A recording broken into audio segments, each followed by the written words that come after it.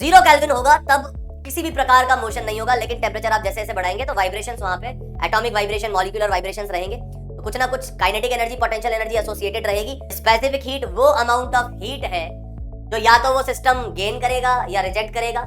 ए से मुझे नहीं पता हीट निकली है कि उसने हीट को गेन किया है, सेम बात मुझे बी के लिए भी नहीं पता है, ये सी के लिए भी नहीं पता है, लेकिन इतना जरूर पता है कि किसी ने ली होगी तो किसी ने हीट को दिया होगा, तो किसी के लिए वो वैल्यू पॉजिटिव है तो दूसरे के लिए उतनी नेगेटिव हो सकती है। ये लिक्विड का मॉलिक्यूल व्हील को अपोज कर रहा है और व्हील इधर जा रहा है, तो फोर्स इधर और वेलोसिटी इधर, तो यहाँ नेगेटिव वर्क हो रहा है। तो हाय गाइस, क्या हाल चाल, कैसे हैं आप सभी लोग। उम्मीद है सभी एकदम बढ़िया होंगे, एकदम मौज में होंगे।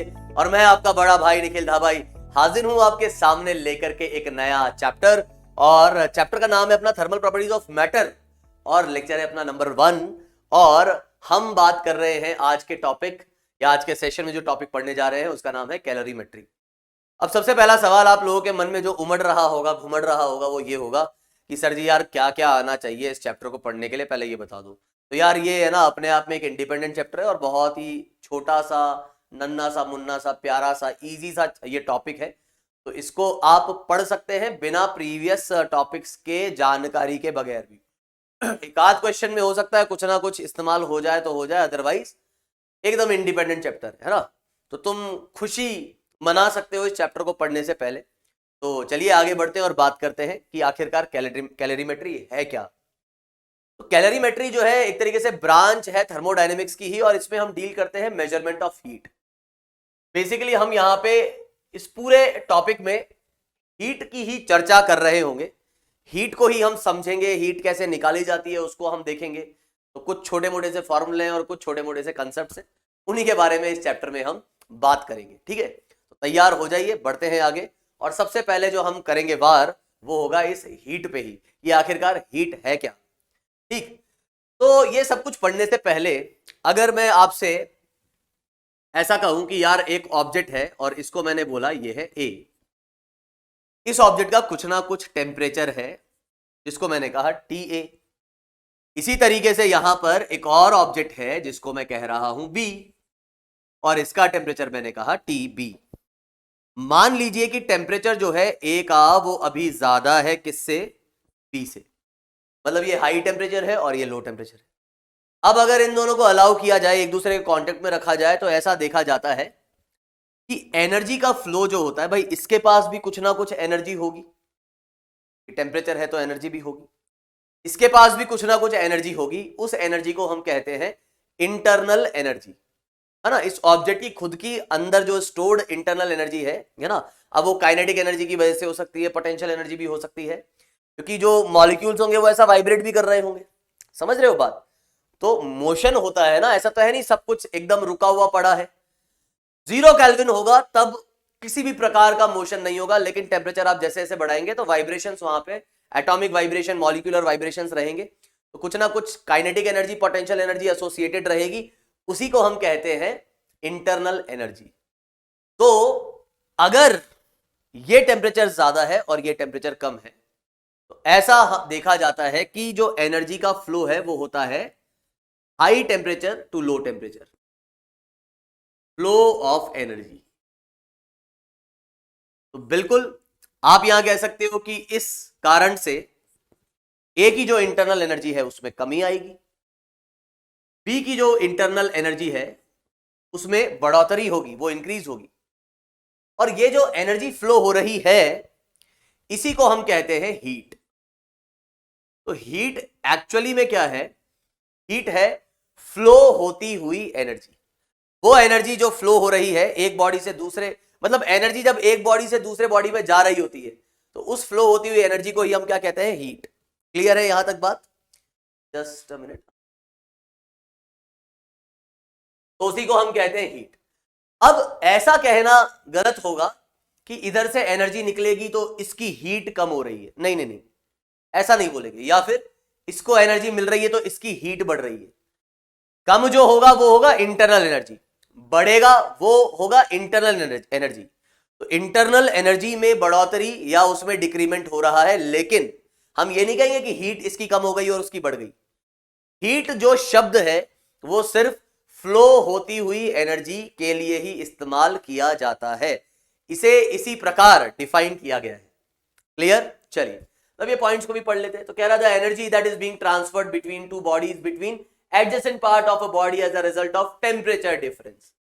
टेम्परेचर डिफरेंस की वजह से जो एनर्जी का ट्रांसफर हो रहा होगा उसी को हम कह रहे हैं हीट।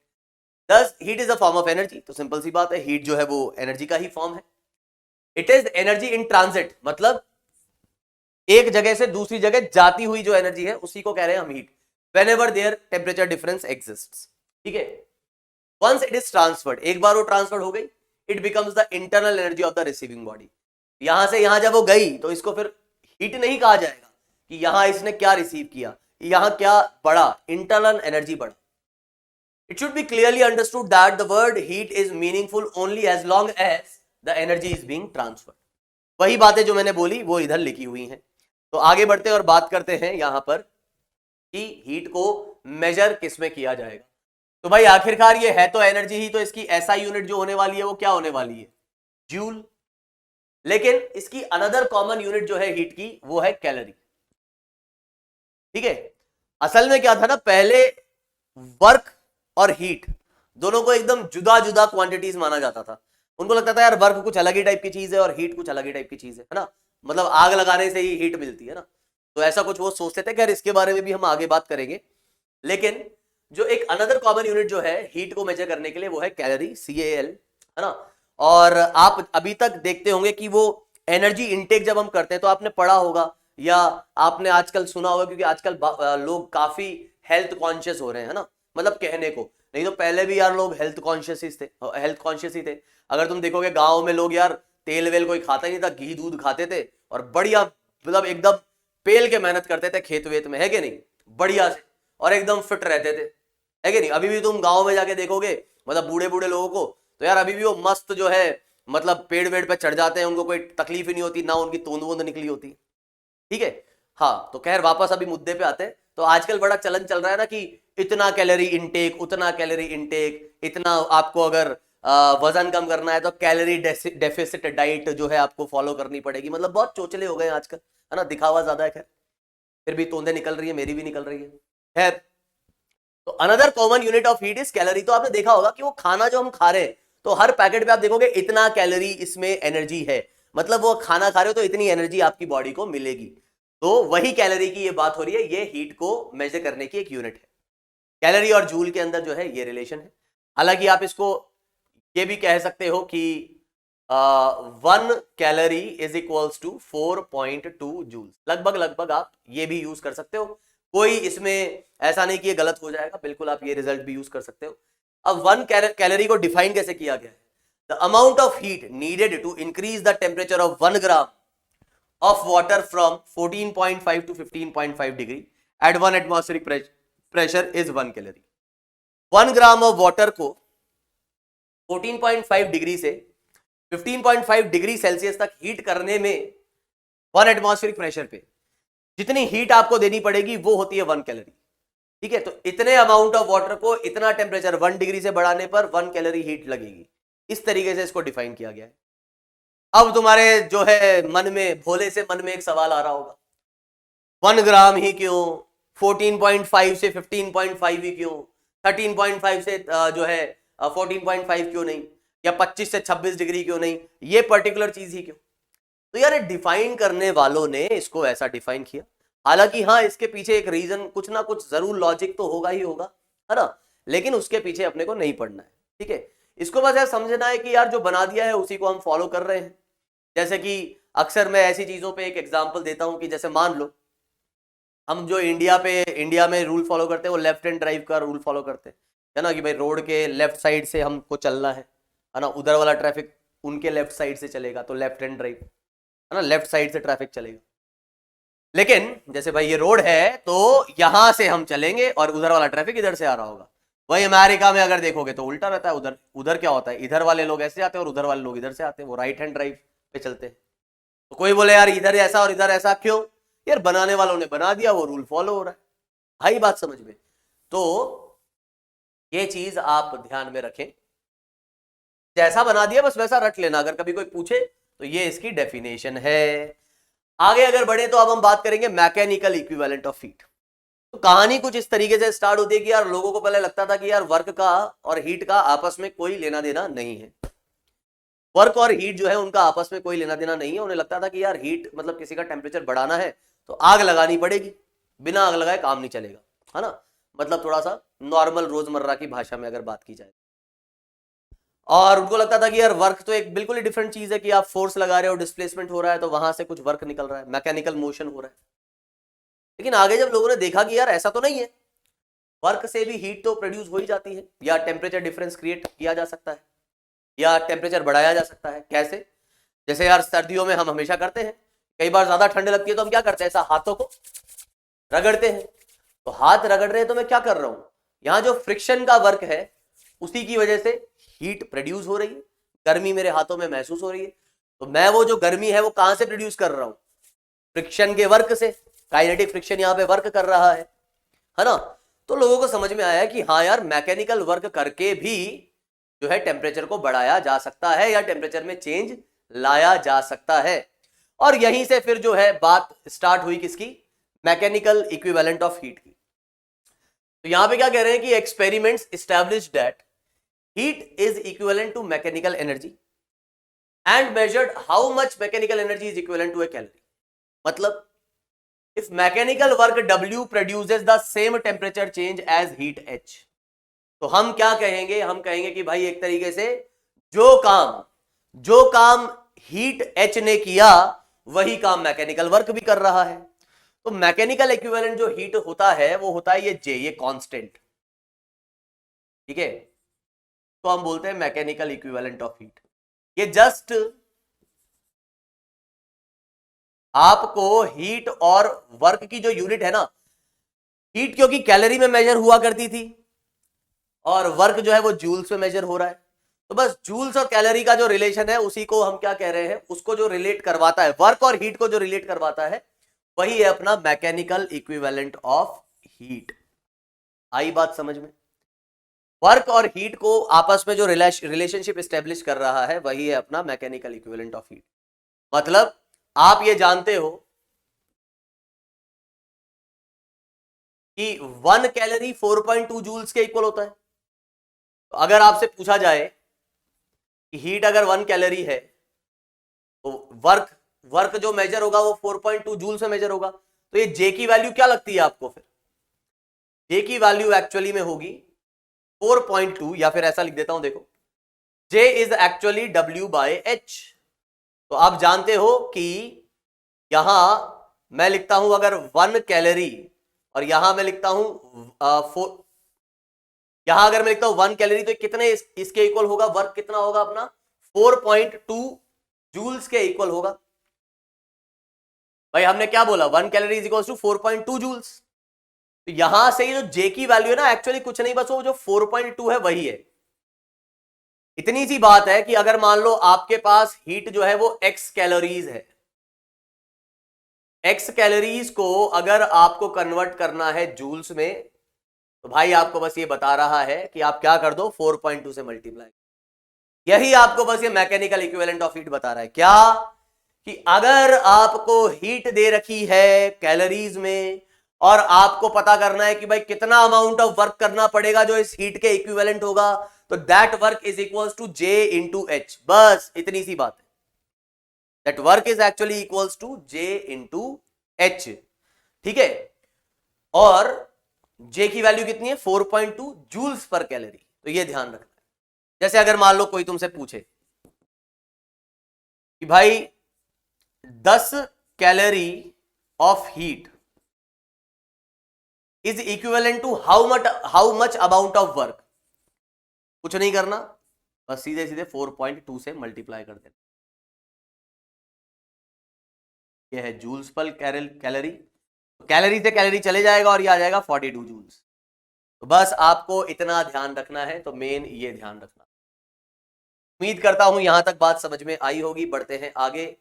जैसे एक सवाल पूछा गया है ना, हो सकता है अभी तुम कंफ्यूज हो गए, पता नहीं क्या बता रहा है यार, ये समझ ही नहीं आई बात। बस ऐसा ध्यान रखो यार, एक कांस्टेंट है जो कैलोरी और जूल्स में रिलेशनशिप एस्टैब्लिश कर रहा है, बस। जैसे आपको कह रहा है कि what is the change in potential energy in calories of a 10 kg mass after falling कितना 10 मीटर। तो आप जानते हो कि अगर वो 10 मीटर से नीचे गिरेगा तो पोटेंशियल एनर्जी में चेंज आएगा माइनस का mgh। तो ये आपके पास है 10 kg, ग्रेविटी को मैं 10 ही लेके चल रहा हूं, हाइट जो है मेरे पास है 10, तो ये आ जाएगा माइनस का 1000 जूल्स। और आप जानते हो, क्या जानते हो आप, कि 1 जूल में कितने कैलोरीज होंगे, 1/4.2। तो आपको अगर यहां पे जूल को कन्वर्ट करना है कैलोरी में, बस 4.2 से डिवाइड कर दो। तो बस इतनी सी कहानी है, बस ये तुम्हें याद रखना है कि कैलोरी को अगर जूल में कन्वर्ट करना है तो 4.2 से मल्टीप्लाई कर दो, और अगर जूल को कैलोरी में कन्वर्ट करना है तो 4.2 से डिवाइड कर दो। बस इतनी सी बात है, और कुछ इसमें खास नहीं है, ठीक है। अब यहां पे ऐसा बस ज्यादा उसमें घुसना मत, पता लगे ज्यादा सोचने लग जाओ कि वो क्या है क्या नहीं है, कुछ नहीं यार, एक जस्ट कांस्टेंट वैल्यू है, ठीक है। चलिए तो थोड़ा सा मेन मुद्दे पर आते हैं और इस सवाल मतलब इस चैप्टर के जो इंपॉर्टेंट चीज है उसको समझते हैं। तो मैं क्या कह रहा हूं, अब ध्यान से सुनो। ये ब्लॉक था, तुमने कहा ठीक है साहब ब्लॉक था, मैंने कहा इसका मास था m। तो अक्सर ऐसा देखा जाता है कि अगर आप कुछ हीट दे रहे हो या कुछ हीट निकाल रहे हो तो डेफिनेटली क्या होगा, टेम्परेचर में चेंज जरूर आएगा। और ये देखा जाता है कि जो हीट आप दे रहे हो उसको अगर मैं डेल्टा क्यू कह रहा हूं, हीट है आपकी बॉडी को, आपने वो हीट दी या उससे निकाली, तो जो टेम्परेचर में चेंज आ रहा होगा वो इस डेल्टा क्यू के प्रोपोर्शनल होगा। सिंपल सी बात है, जितनी ज्यादा हीट दोगे उतना ही ज्यादा टेम्परेचर में चेंज आएगा, है ना। साथ ही साथ ऐसा भी देखा जाता है कि जो ये आप हीट दे रहे हो ये मास के भी डायरेक्टली प्रोपोर्शनल होती है। जितना ज्यादा मास उतना ही ज्यादा आपको हीट देनी पड़ेगी। जैसे कि एक एग्जांपल के तौर पे मान लो अपने पास 1 kg वाटर है, इसके टेम्परेचर को जो है 10 डिग्री से बढ़ाना है, और दूसरे केस में अपने पास 1000 kg वाटर है, इसके टेम्परेचर को 10 डिग्री से बढ़ाना है। दोनों केसेस में कहां पे ज्यादा हीट देनी पड़ेगी, ऑब्वियसली यार यहां कम और यहां ज्यादा, क्योंकि ज्यादा मास है तो हीट भी ज्यादा देनी पड़ेगी। तो डेल्टा क्यू गिवन हीट और बाहर जो निकल रही होगी वो heat is proportional to the mass. तो इसको आप मिक्स करके क्या लिख सकते हैं, इसको आप मिक्स करके लिख सकते हैं कि delta Q is proportional to m delta T, और यहां से क्या एक प्रोपोर्शनलिटी साइन हटता है तो एक कांस्टेंट लगता है जिसको हम कहते हैं c। m है इसका मास, t है टेम्परेचर डिफरेंस, और c जो है इसे हम कहते हैं स्पेसिफिक हीट कैपेसिटी। c जो है इसको क्या कहते हैं, स्पेसिफिक हीट बोल दो या फिर स्पेसिफिक हीट कैपेसिटी, जो मर्जी आए आप वो बोल सकते हैं। ये जो पूरी वैल्यू है वो किस पे डिपेंड करती है, ये जो पूरी वैल्यू है ये डिपेंड करती है on the type of material as well as temperature. Depends on the type of material as well as temperature. यहां पर है ना, इसको मैं ब्रैकेट में लिख देता हूं एज वेल एज टेम्परेचर। क्यों, क्योंकि अक्सर ज्यादातर केसेस में आपको देखने को मिलेगा कि टेम्परेचर पे इतना ज्यादा वो वेरी नहीं कर रहा है। अगर टेम्परेचर में बहुत ज्यादा वेरिएशन हो जाता है तो आपकी स्पेसिफिक हीट जो है वो चेंज होगी टेम्परेचर के साथ, अदरवाइज उसको आप कांस्टेंट ट्रीट कर सकते हो, है ना। तो ये तो अपने पास कहानी है, लेकिन हम क्या बोल रहे हैं कि नॉर्मली, भाई मैं दोनों चीजें लिख देता हूं ना। नॉर्मली क्या देखने को मिलेगा आपको कि फॉर स्मॉल टेम्परेचर डिफरेंस, या ऐसा बोल सकते हो normally we can consider that C is not depending on temperature, या ऐसा ही बोल देता हूं यार, for small temperature change, for small temperature change C is independent of temperature। और मोस्ट ऑफ द टाइम आपको ये इंडिपेंडेंट ऑफ टेम्परेचर ही मिलेगा। तो बहुत ही रेयर केसेस में आपको ऐसा दिखेगा कि टेम्परेचर के ऊपर वो वेरी कर रहा है ना। ज्यादातर केसेस में आपको क्या दिखेगा, मोस्ट ऑफ द केसेस में you will find the temperature के वो इंडिपेंडेंट है। या नॉर्मल की जगह मोस्ट ऑफ द केसेस लिख देता हूं, for most of the cases C is independent of temperature, लेकिन वो टेम्परेचर पे डिपेंड भी करता है, ये याद रखना है। तो C एक तरीके से कांस्टेंट की जैसे ही ट्रीट किया जाए। ओके, तो अगर मैं कह रहा हूं कि एक पर्टिकुलर मटेरियल की बात हो रही है तो you can treat it as a constant value. तो ये कांस्टेंट है मास और ये डेल्टा टी, तो ये आपका कैलोरी में भी मेजर हो जाएगा और जो है जूल्स में भी मेजर हो जाएगा। तो सी की अगर आप यूनिट की बात करते हो तो सी आपके पास किस तरीके से डिफाइन है मेरे भाई, सी आपका हो जा रहा है delta Q by M delta T. आई बात समझ में? तो सी आपका हो जा रहा है delta Q by M delta T. तो यहां पर डेल्टा क्यू किसमें मेजर हो रहा है, डेल्टा क्यू जो है वो मेजर हो रहा है जूल्स में, एम किसमें मेजर हो रहा है, वो मेजर हो रहा है केजी में, और टेम्परेचर चेंज ये मेजर हो रहा है केल्विन में। तो आप बोल सकते हो जूल्स पर केजी पर केल्विन, या आप कह सकते हो जूल्स पर केजी और पर डिग्री सेल्सियस, क्योंकि टेम्परेचर डिफरेंस है तो केल्विन लिखो डिग्री सेल्सियस लिखो कोई फर्क नहीं पड़ता। और इवन आप इसको मेजर कर सकते हो कैलोरी पर ग्राम पर डिग्री या पर केल्विन। तो ये सभी जो है इसकी यूनिट है, आपको जैसी मर्जी आए वैसी यूनिट में आप इसको यूज करें, है ना, हर तरीके से इसको यूज किया जा सकता है। क्लियर है ये बात? आगे बढ़ते हैं और इसको समझते हैं कि भाई जो हम बात कर रहे हैं स्पेसिफिक हीट या मोलर स्पेसिफिक हीट, तो specific heat of a substance is equal to the heat gained or released by that substance to raise or fall its temperature by 1 degree for a unit mass of that substance। कैसे भाई? हमने कहा कि delta Q क्या कहा था हमने, तो हमने कहा था एम सी डेल्टा टी। तो सी क्या कहा मैंने, सी मैंने कहा delta Q by M delta T. तो जरा आप देखो, यदि मैं कहता हूं कि भाई अगर एम को मैं कह देता हूं मान लो 1 kg और डेल्टा टी को मैं कह देता हूं 1 डिग्री या 1 केल्विन, तो क्या सी की वैल्यू डेल्टा क्यू के इक्वल नहीं हो जाएगी? क्यों नहीं होगी? बिल्कुल हो जाएगी।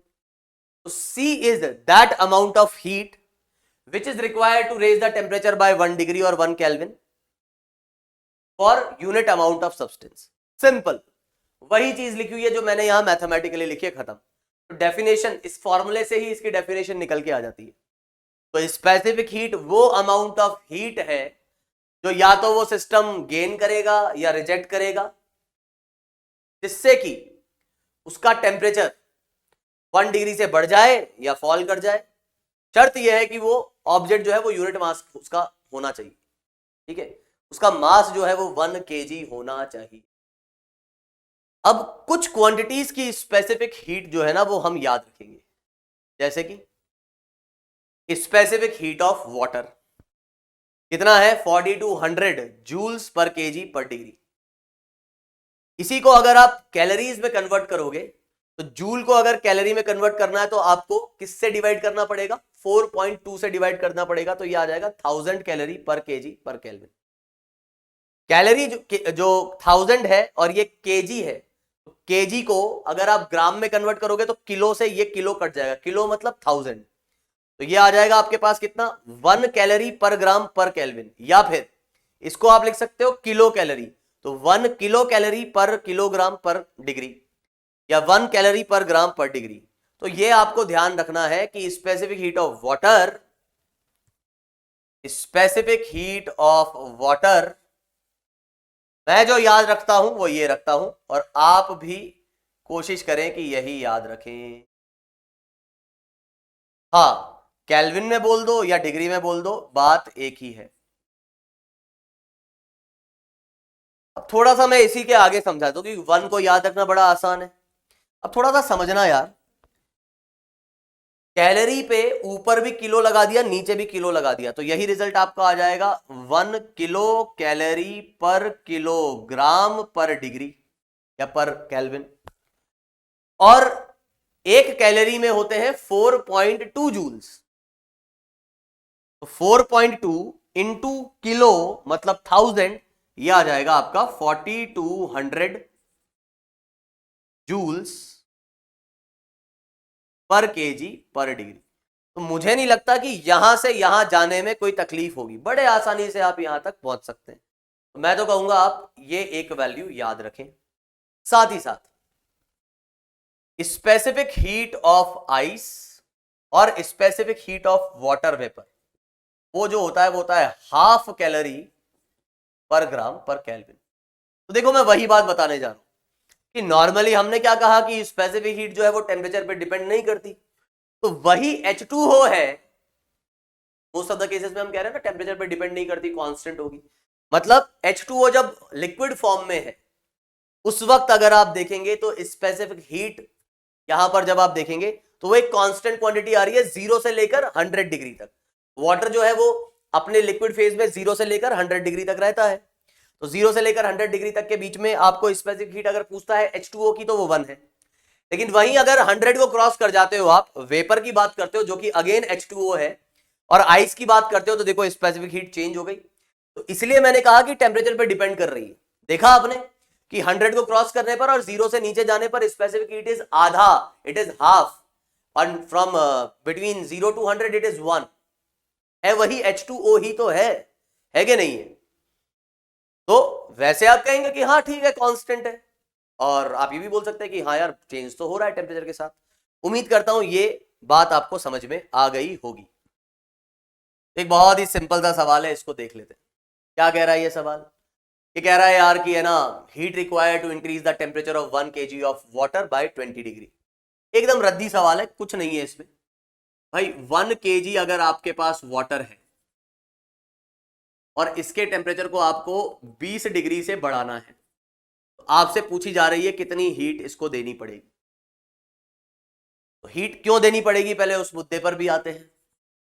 सिंपल सी बात है कि अगर आपका C पॉजिटिव है, मास तो पॉजिटिव रहेगा ही, तो टेम्परेचर को बढ़ाने के लिए डेल्टा क्यू भी पॉजिटिव होना चाहिए, मतलब हीट दी जाएगी।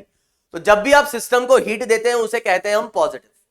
अगर आपको लिखना है तो आप यहां लिख सकते हैं कि हीट जब आप सिस्टम को दे रहे हैं तो उसको कहते हैं पॉजिटिव, और जब सिस्टम से हीट बाहर निकलती है तो वो हीट हो जाती है नेगेटिव। ठीक है। तो वाटर को अगर 20 डिग्री से बढ़ाना है तो कुछ नहीं यार, उसको इतनी हीट देनी पड़ेगी। तो कितना मास है उसका? 1 kg।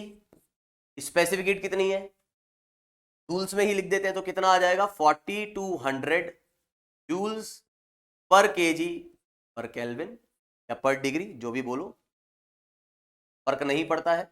और ये आ जाएगा अपने पास 20। यहां से अगर आप देखोगे तो आपको साफ साफ समझ में आना चाहिए कि डिग्री से डिग्री जा रहा है, केजी से केजी जा रहा है। तो जो आंसर मिलेगा वो आपको क्या मिलेगा? वो मिलेगा भाई 2 to 4 और ये 8, क्या आ जाएगा? 84,000 और जूल्स आपके पास रिजल्ट आया। इतना 1000 जूल आपको एनर्जी देनी पड़ेगी। लेकिन जनरली आप यहां पर जो आंसर देखेंगे वो कैलोरी में आपसे पूछा जाएगा। कैलोरी में ही इसे अगर लिखना होता तो इसी चीज को मैं कैलोरी में समझा रहा हूं। मैंने लिखा MC डेल्टा टी, मैं लिख रहा हूं यहां पे 1 kg। ध्यान से सुनना, 1 kg। इधर है अपना 1 कैलोरी पर ग्राम पर डिग्री या पर केल्विन, उससे कोई फर्क नहीं पड़ता, जैसा कि मैं बार बार कह रहा हूं। और ये 20 जो कि है डिग्री। डिग्री से डिग्री गया, ग्राम से ग्राम गया, तो किलो बच जा रहा है यहां पर। तो किलो कैलोरी, तो कितना? 20 किलो कैलोरी। तो आप ऐसे भी लिख सकते। एक बात जो है वो ध्यान ही रख लो, रट ही लो। क्या?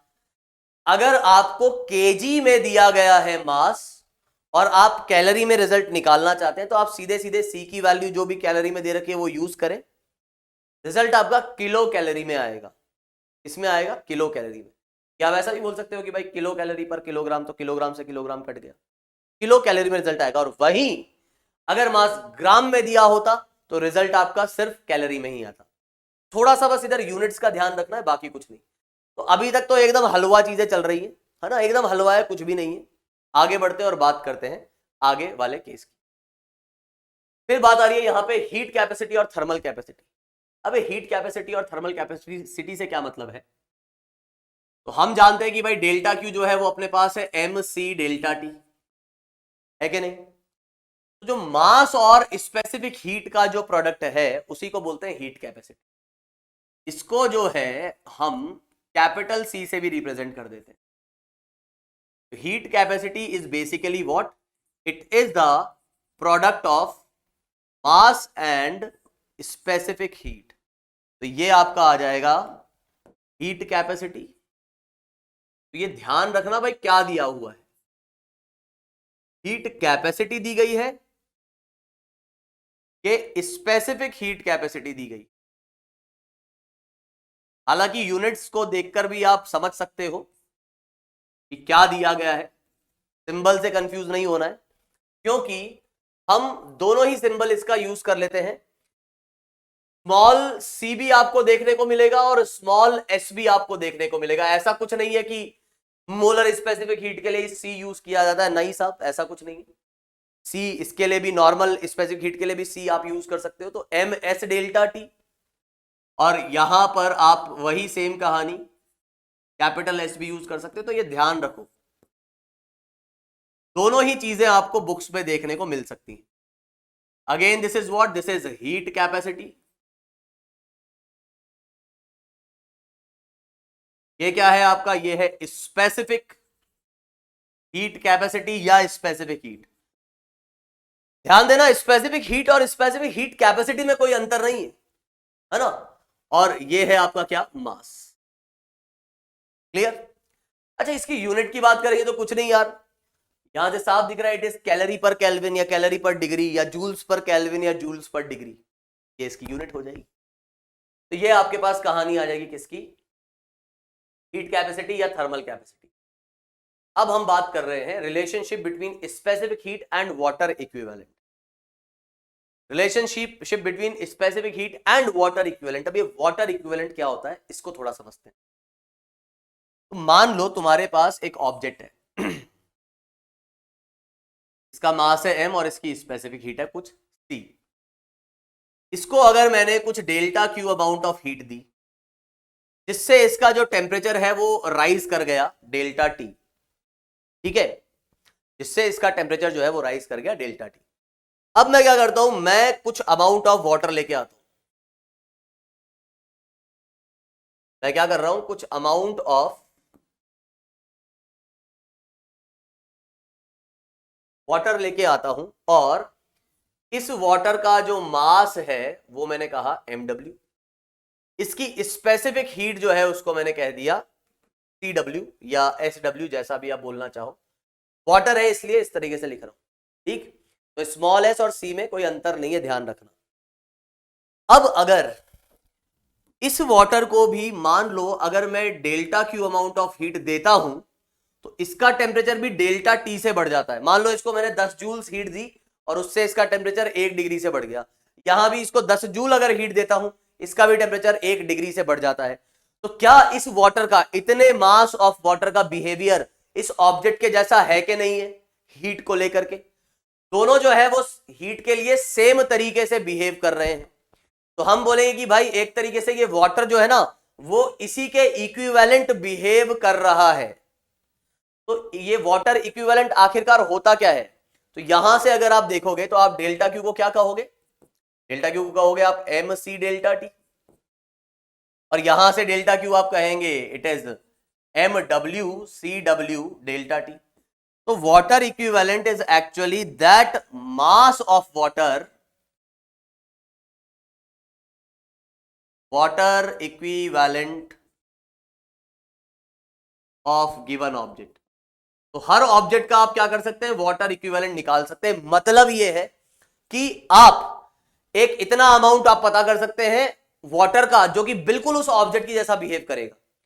तो इसका मतलब यह हुआ कि यार इसका जो हीट कैपेसिटी है और इसकी जो हीट कैपेसिटी है वो दोनों सेम है। तो आप यहां से ऐसा लिख सकते हैं दोनों से, क्या, this M C is equals to M W C W. This mass of water is what, it is M C by C W. और अगर आप सीजीएस में बात कर रहे हैं, सीजीएस में बात कर रहे हैं तो आप समझ ही गए होंगे, सीजीएस के अंदर CW1 होता है।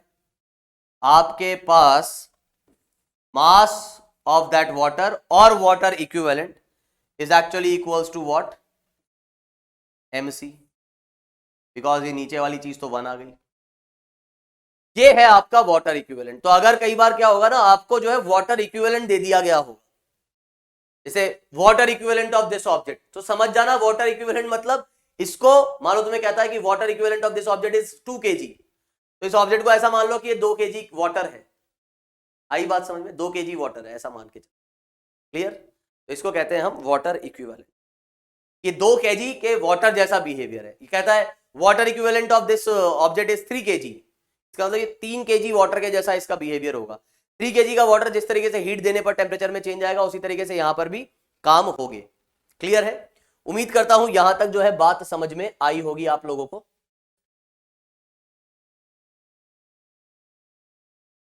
ओके, तो अभी हम बढ़ते हैं आगे और बात करते हैं अगले केस की। एक बार थोड़ा सा मैं रिवाइज करवा देता हूं कि हमने क्या क्या पढ़ लिया है ना, जिससे कि एक थोड़ा सा दिमाग में बात सेट हो जाए कि आखिरकार हो क्या रहा है। तो हमने ये सीखा कि अगर कोई ऑब्जेक्ट है और उसको अगर मैं हीट दे रहा हूं तो हो सकता है कि उसके टेम्परेचर में चेंज आए, या उससे अगर मैं हीट निकाल रहा हूं तो हो सकता है उसके टेम्परेचर में चेंज आए। तो अगर टेम्परेचर चेंज हो रहा है, if temperature change is there,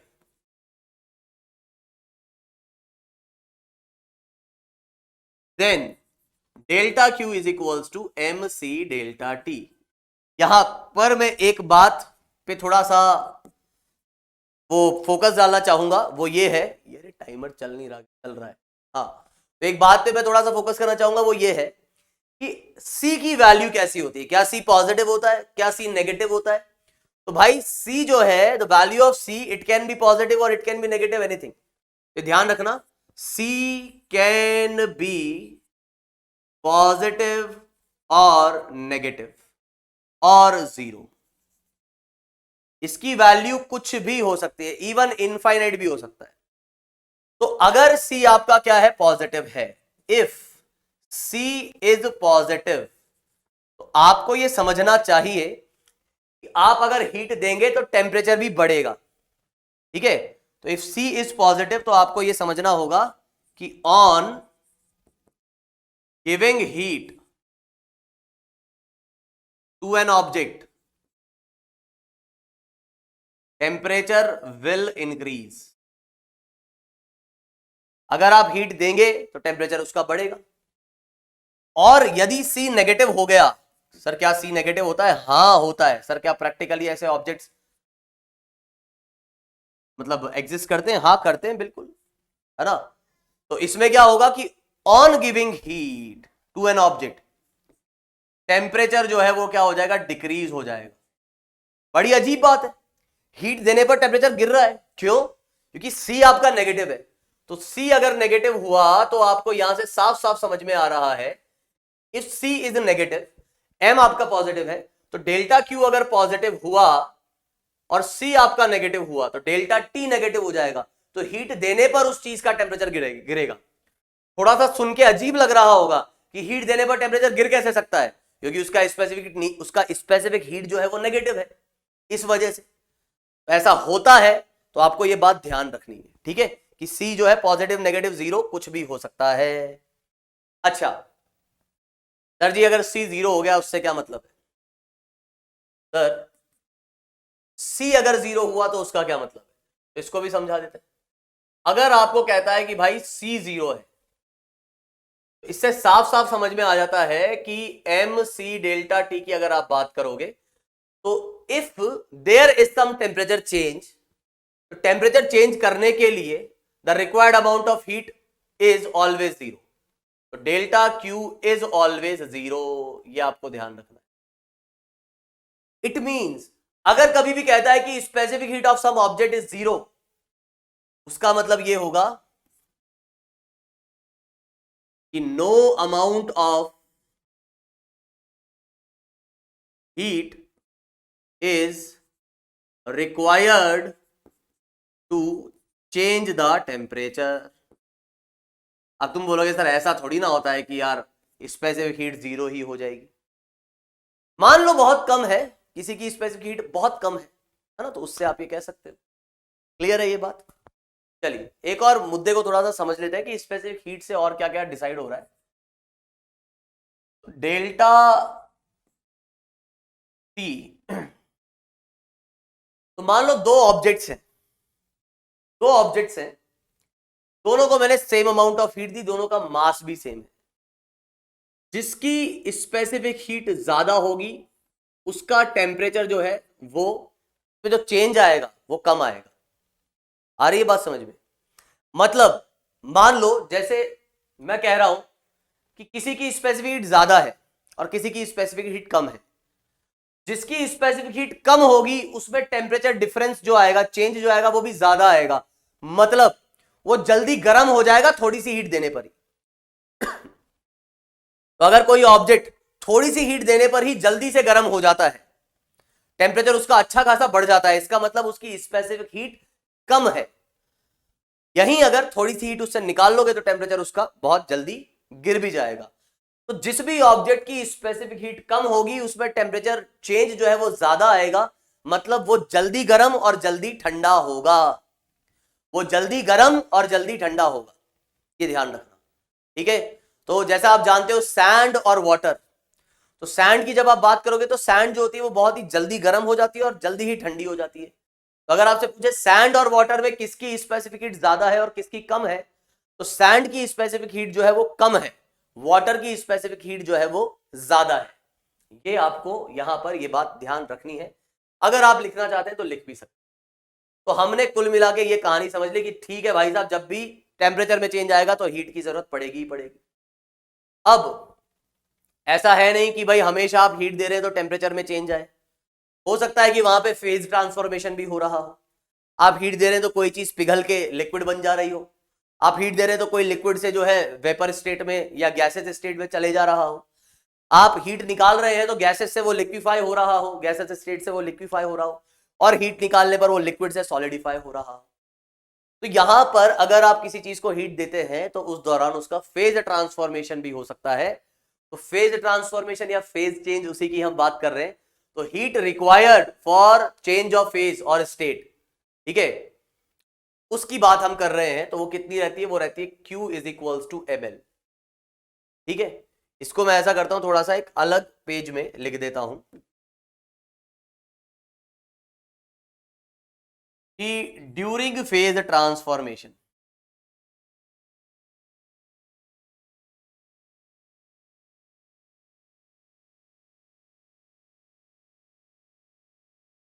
तो ड्यूरिंग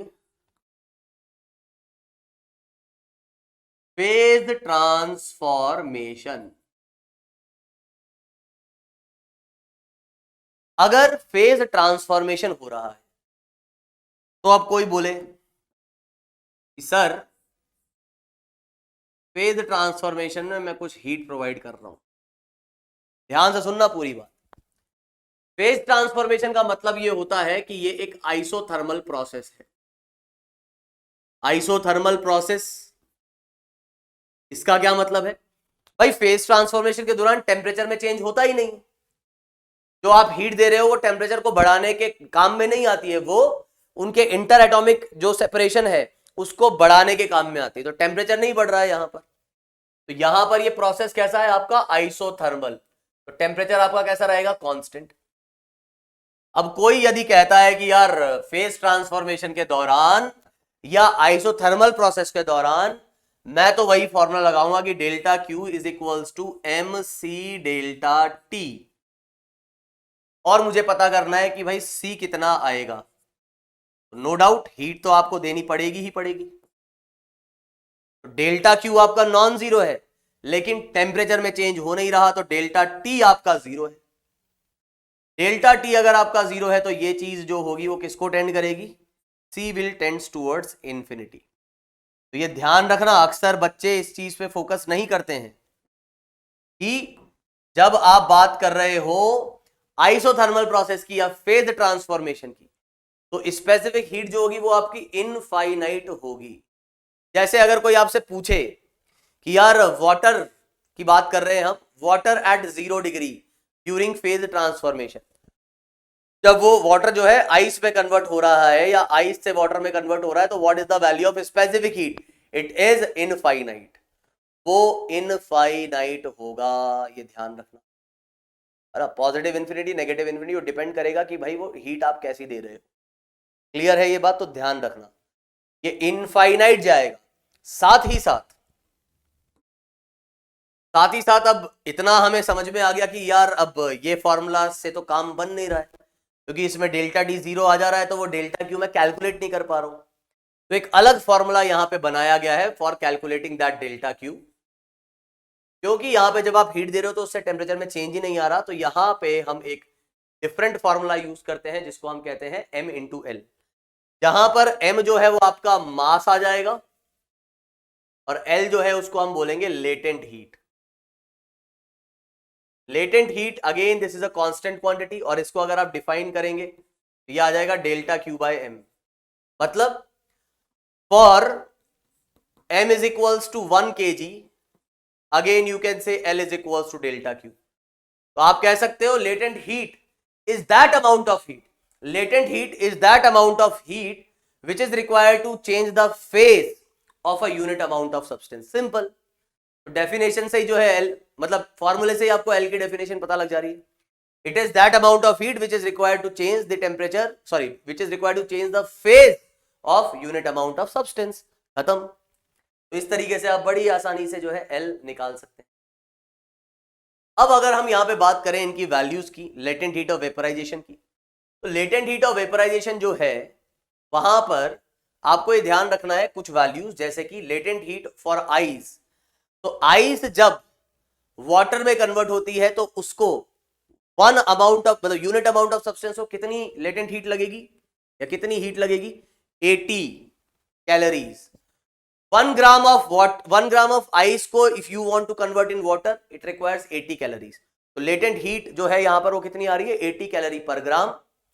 ऊपर किलो नीचे किलो, तो किलो कैलोरी पर ग्राम। और कैलोरी को अगर आप कन्वर्ट करना चाहते हो जूल्स में तो आप 4.2 से मल्टीप्लाई कर दो, तो 4.2 इंटू किलो दैट इज 4200। तो ये आपके पास रिजल्ट आ जाएगा इस फॉर्म में। तो मैं तो ये याद नहीं रखता भाई, मैं यही याद रखता हूं।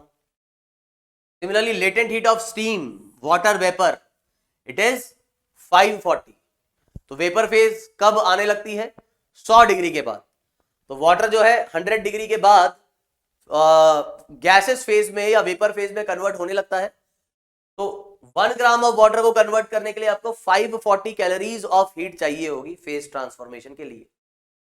ये जो है आपको ध्यान में रखना है चीज को। अब एक बहुत ही सिंपल सा हम एग्जांपल देख लेते हैं यहां। जैसे मान लो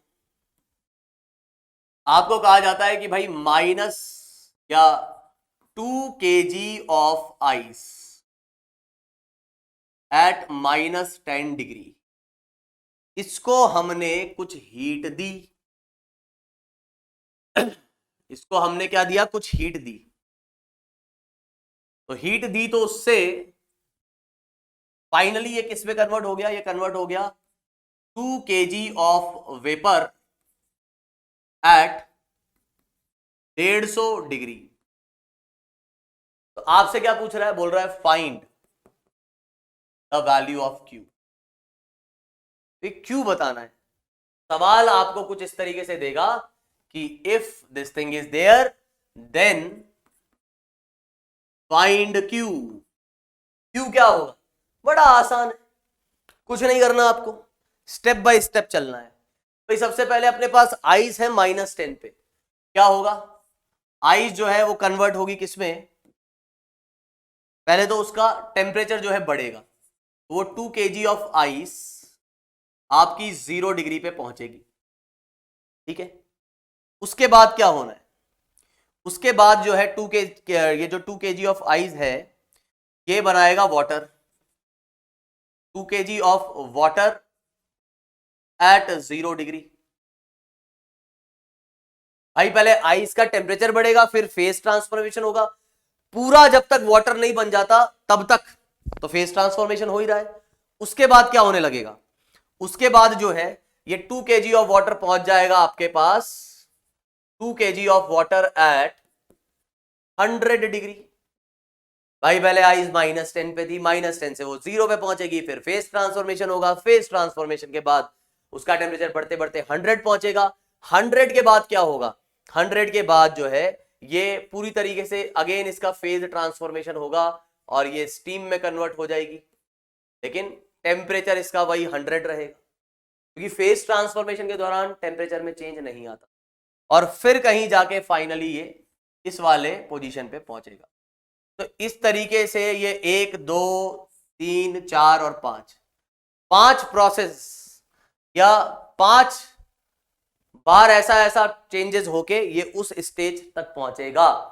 तो अगर मुझे क्यू निकालना है तो आप ये देख लो कि यहां कितनी हीट देनी है, यहां कितनी हीट देनी है, यहां कितनी देनी है, यहां कितनी देनी है, यहां कितनी देनी है और उसको ऐड कर दो। यहां कितनी हीट देंगे आप, तो यहां क्योंकि टेम्परेचर चेंज आ रहा है इसलिए मैं फॉर्मूला यूज करूंगा mc डेल्टा टी। तो जब भी टेम्परेचर में चेंज आए तो हम कौन सा फॉर्मूला यूज करेंगे, mc डेल्टा टी। तो ये 2 ध्यान रखना है केजी में है तो रिजल्ट आपका किलो कैलोरीज में आएगा। तो 2 इंटू हाफ, क्योंकि स्पेसिफिक हीट आइस की होती है हाफ, इंटू टेम्परेचर डिफरेंस। तो फाइनल टेम्परेचर है आपका 0, इनिशियल टेम्परेचर था -10, तो 0 माइनस -10 इट इज +10। आपको जो यहां से रिजल्ट मिलेगा वो कितना मिल जाएगा, वो मिल जाएगा 10 किलो कैलोरी। फिर इसके बाद ये 2 kg ऑफ आइस वाटर में कन्वर्ट हो रही है। तो आप जानते हो कि 2 kg ऑफ आइस जो है वो वाटर में कन्वर्ट हो रही है। तो ये ध्यान रखना है आपको यूनिट्स का, क्या कि ये 2 kg है और ये 80 कैलोरी पर ग्राम है। तो वो केजी से ग्राम कटेगा तो क्या होगा, किलो कैलोरी बचेगा। तो यहां भी रिजल्ट 2 इंटू 80, लेटेंट हीट कितनी है अपने पास 80, कितना आ जाएगा 2 into 80 it is 160 kilo calories. इतनी किलो कैलोरीज जो है और देनी पड़ेंगी आपको यहां। इसके बाद टेम्परेचर बढ़ेगा, फिर से टेम्परेचर बढ़ेगा तो फॉर्मूला वही लगाना है, मास इनटू स्पेसिफिक हीट जो कि 1 है, टेम्परेचर डिफरेंस जो कि 100 है। तो ये आ जाएगा आपके पास 200 किलो कैलोरीज, सिंपल। अब यहां फेज ट्रांसफॉर्मेशन होगा, कितना था वो 540, तो हम लिख देंगे यहां पे 2 इंटू 540। तो ये रिजल्ट आ जाएगा कितना अपने पास भाई, ये 0 8 और ये 10, तो 1080 किलो कैलोरी। तो बस यार ध्यान रखना ये केजी में है ना, इसलिए किलो कैलोरी में ये रिजल्ट आते जाएगा। और फाइनली अगेन ये जो 2 kg है तो mc is half and delta T is 50, तो आपके पास आ जाएगा 50 किलो कैलोरी। तो कुछ नहीं करना, बस ये सब को ऐड कर देना है। तो Q जो आ जाएगा वो आ जाएगा 10 प्लस 160 प्लस 200 प्लस 1080 और प्लस 50। इस सब को आप ऐड कर दो, आपको क्या मिल जाएगी, आपको मिल जाएगी यहां से कितनी हीट उसको देनी पड़ेगी। यही ऐसा कह सकता था कि इधर से इधर जाना है तो हीट निकालनी पड़ती। तो अगर आपको कहता है कि इतना KG of vapour plus Q is equals to ये, तो Q जो आएगा वो आपका नेगेटिव आ जाएगा, बस ये ध्यान रखना। तो यहां से यहां जाने के लिए हीट देनी पड़ेगी और वहां से यहां आने के लिए हीट निकालनी पड़ेगी। इतनी हीट देनी पड़ेगी और इतनी ही हीट निकालनी पड़ेगी। तो बहुत ही आसान सी ये कहानी है। अब हम बात कर रहे हैं लॉ ऑफ मिक्सचर। इसका जो मेन सवाल होते हैं वो इस टाइप के होते हैं, मिक्सचर वाले, है ना। तो इसमें क्या है भाई, सिंपल सी बात ये ध्यान रखनी है कि अगर 2-3 चीजें आपस में हीट एक्सचेंज कर रही हैं, एक ने जितनी हीट ली होगी तो किसी ने अगर हीट गेन करी है तो किसी ने लूज की होगी। तो amount of heat gained and lose is equals to what, same. जितना हीट गेन की गई होगी उतना ही लूज किया होगा, सिंपल सी कहानी है, ठीक है। जैसे कि अगर मैं कहता हूं कि भाई ये आपके पास एक ऑब्जेक्ट था ए और ये दूसरा ऑब्जेक्ट था बी, अब टोटल ऑब्जेक्ट ही आपके पास 2 है। तो इसने कुछ हीट यहां से निकली और इसको मिली, तो delta Q amount of heat यहां से निकली और delta Q amount of heat इसको मिली। आपको समझ में आना चाहिए कि ये वैल्यू आपकी आएगी पॉजिटिव और ये वैल्यू आपकी आएगी नेगेटिव। जब ए के लिए क्योंकि ये हीट निकल रही है तो इसको मैं पॉजिटिव कहूंगा और बी को मिल रही है तो इसको मैं नेगेटिव कहूंगा। तो डेफिनेटली आप ऐसा बोल सकते हैं कि जितना हीट निकली है उतनी ही इसको मिली है। तो अमाउंट ऑफ हीट आप ऐसा लिख सकते हो, या तो आप बोल दो कि delta Q A is equals delta Q A plus delta Q B is equals to 0, क्योंकि एक पॉजिटिव है और एक नेगेटिव है। या आप ऐसा भी बोल सकते हो कि जो हीट निकली और जो हीट उसको मिली एक तरीके से ये मैं मॉड लिख रहा हूं, मॉड निकली वो मान लो 50 जूल निकली और 50 जूल इसको मिली। तो अगर आप ऐसा बोलते हो कि +50 और -50 इज इक्वल टू 0 तो ये भी सही बात है। और अगर आप ऐसा बोलते हो कि 50 इज इक्वल टू 50 तो ये भी सही बात है। जितना निकला उतना ही मिला। तो या तो ऐसा लिख दो कि heat taken by one substance is equal to heat given by one substance, heat gained is equal to heat lost, या आप ऐसा लिख दो, इस तरीके से बात कर लो। जैसी आपकी मर्जी है उस तरीके से आप इसको लेके चल सकते हो। इट्स कंप्लीटली योर चॉइस, है ना, आपकी मर्जी है भाई आप कैसे लिखना चाहते हो। इसको थोड़ा सा मैं समझाने की कोशिश करूंगा एक एग्जाम्पल के साथ, ठीक है।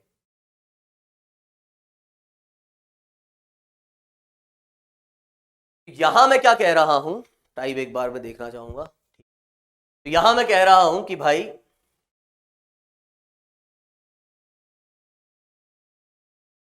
मान लो हमारे पास 3 ऑब्जेक्ट हैं।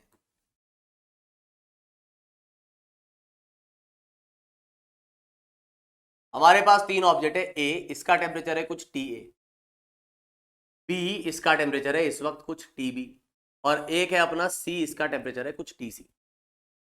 इसका मास मैंने कह दिया कुछ है MA, ठीक है, इसकी स्पेसिफिक हीट हो गई CA, इसका मास MB, इसकी स्पेसिफिक हीट कुछ CB, आप SB भी लिख सकते हो, इसका मास MC और इसकी स्पेसिफिक हीट SC।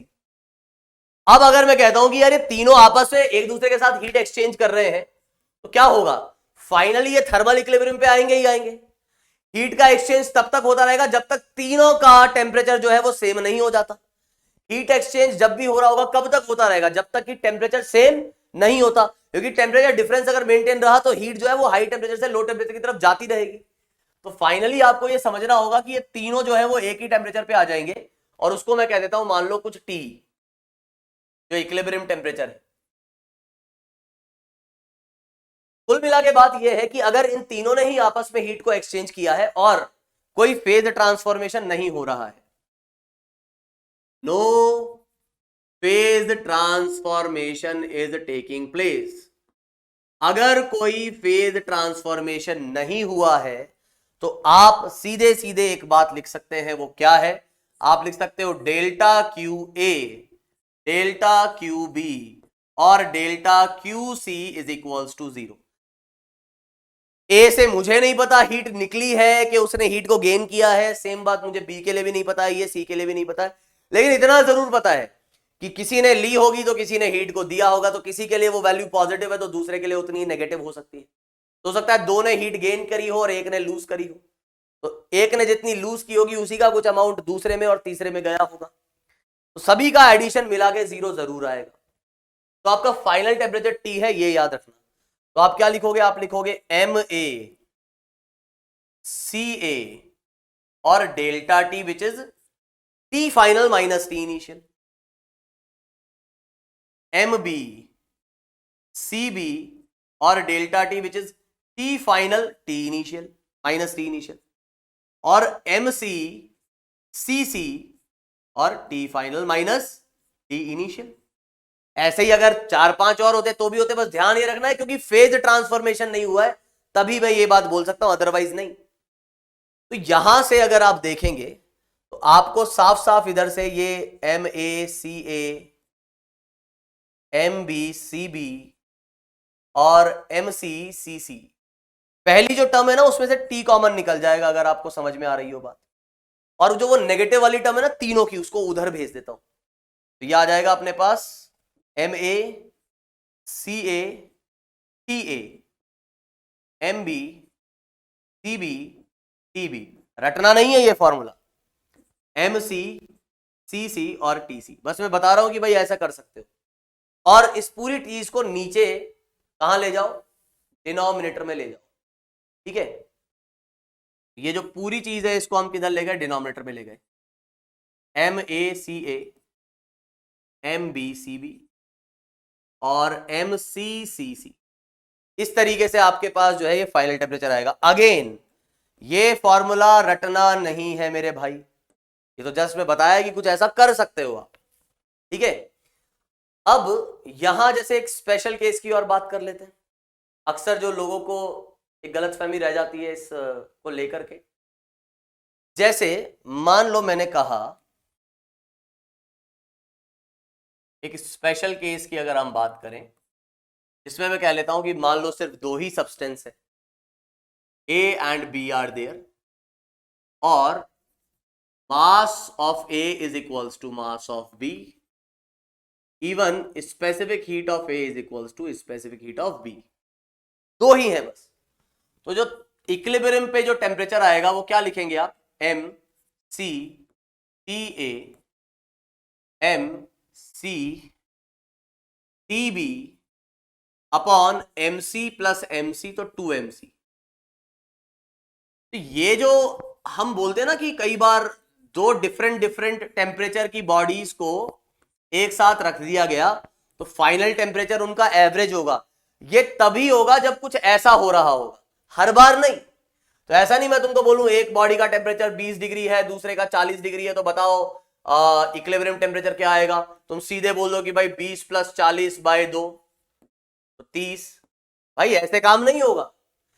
ये चीज, ये आंसर तभी आता जब ये केस होता, अदरवाइज आप नहीं कह सकते। तो ऐसा कुछ कटेगा तब जाके, नहीं तो फॉर्मूला आपका क्या बन रहा है, कुछ ऐसा बन रहा है। ये भी याद नहीं रखना है, कंसेप्ट ध्यान रखना है कि हीट एक्सचेंज कैलोरीमेट्री में ये चीज रहेगी, है ना। जैसे कि एक सवाल अब आप देख लेते हैं, बहुत ही सिंपल सा सवाल है, इसमें कुछ खास नहीं है। क्या कह रहा है, क्या कह रहा है कि temperature of equal masses of 3 different liquid. तो मास इक्वल दे दिए है लेकिन डिफरेंट लिक्विड है, तो उनकी स्पेसिफिक हीट जो है वो अलग अलग होगी। उनकी जो स्पेसिफिक हीट है वो क्या होगी, वो अलग अलग होगी। तो ए बी एंड सी, उनका टेम्परेचर अपने को दिया हुआ है 10 15 20। The temperature when A and B is mixed is 13 degree. तो आपको कह रहा है कि भाई जब हमने ए और बी को मिलाया ना, तो उस वक्त जो टेम्परेचर आ रहा है वो अपना आ रहा है 13 डिग्री। क्या हुआ होगा, अब दो चीजों को मिक्स किया है तो आप डायरेक्ट ऐसा भी लिख सकते हो कि ए से जितनी हीट निकली बी उतनी ही हीट को लेगा, ऐसा लिख सकते हो। ठीक है, बाकी आपकी मर्जी है जैसा आप लिखना चाहो। तो मिक्सचर का टेम्परेचर कितना आ रहा है, 13 डिग्री। आप यहां से जानते हो कि जो, अच्छा, और ये भी ध्यान रखना है कि आपको टेम्परेचर डिफरेंस लिखना पड़ रहा है यहां, तो वो टेम्परेचर आपका डिग्री में होगा, केल्विन में होगा। तो थोड़ा सा इधर तुम्हें समझाना चाहूंगा। डेल्टा डी में जब तक बात लिखी हुई है तब तक कोई दिक्कत है नहीं कि डिग्री में हो कि केल्विन में हो, है ना। यहां अगर आप देख रहे हो, इस बात को आपको समझना होगा, ये जो रिजल्ट है आपका वो किस में रहे, ये आपका जो रिजल्ट आएगा वो फाइनली आपका मतलब TA और TB, ठीक है। तो ये आप ध्यान रखो, केल्विन में रहेंगी वैल्यूज, है ना। मतलब डेल्टा टी जब रहता है तो डिग्री में रहे केल्विन में रहे कोई फर्क नहीं पड़ता है। हाँ जी, तो मैं क्या कह रहा था, मैं कह रहा था कि यहां पर तीनों का जो टेम्परेचर है वो है 10 15 और 20। ठीक है साहब, 10 15 और 20 का टेम्परेचर था, और कह रहा है कि भाई जो फाइनल टेम्परेचर है वो आ गया है अपना कितना, 13 डिग्री। तो when B and C are mixed it is 16। What will be the temperature when A and C are mixed? तो कह रहा है कि भाई जब A और C को मिक्स किया जाएगा तो टेम्परेचर क्या होगा। चलिए बात कर लेते हैं।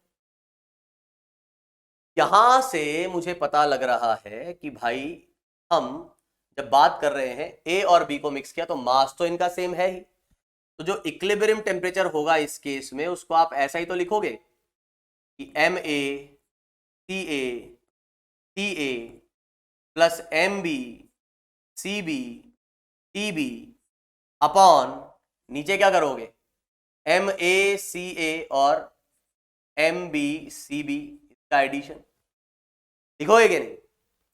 अब मास आपका सेम है, मास आपका सेम है तो ये तो कट ही जाएगा, और स्पेसिफिक हीट जो है वो आपको नहीं बताई गई है। तो आप सीधे सीधे इस तरीके से लिख लीजिए कि यहां पर आप लिखें कि भाई ये टेम्परेचर आपका आ रहा है 13, तो स्पेसिफिक हीट ऑफ A उसका temperature 10 plus specific heat of B उसका temperature 15 upon CA plus CB।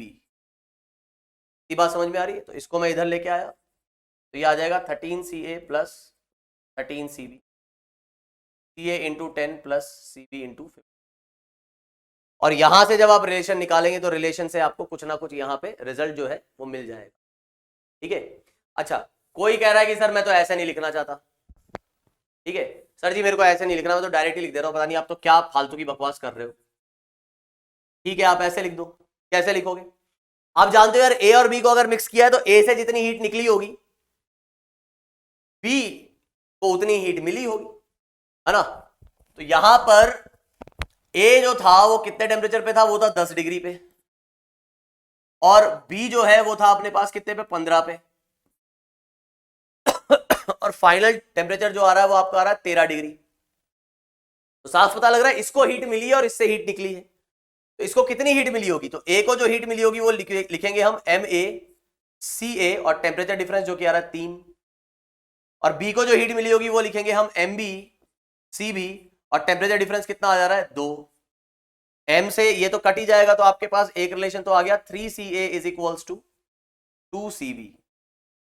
ये तो आ गई पहली इक्वेशन, उम्मीद करता हूं ये बात समझ में आई होगी।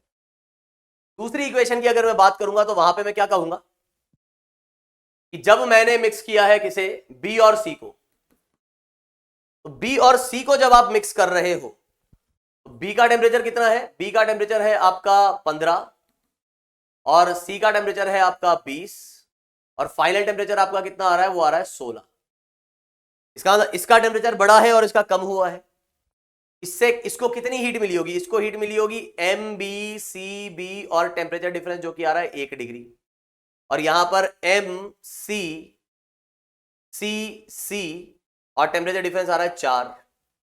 ठीक है, ये कटा क्योंकि मास सेम है, तो यहां से आपको मिल रहा है कि C B is equals to 4C। ये आपकी जो है दूसरी इक्वेशन आ रही है। अब इसी के बाद आपसे पूछ रहा है कि भाई क्या टेम्परेचर होगा जब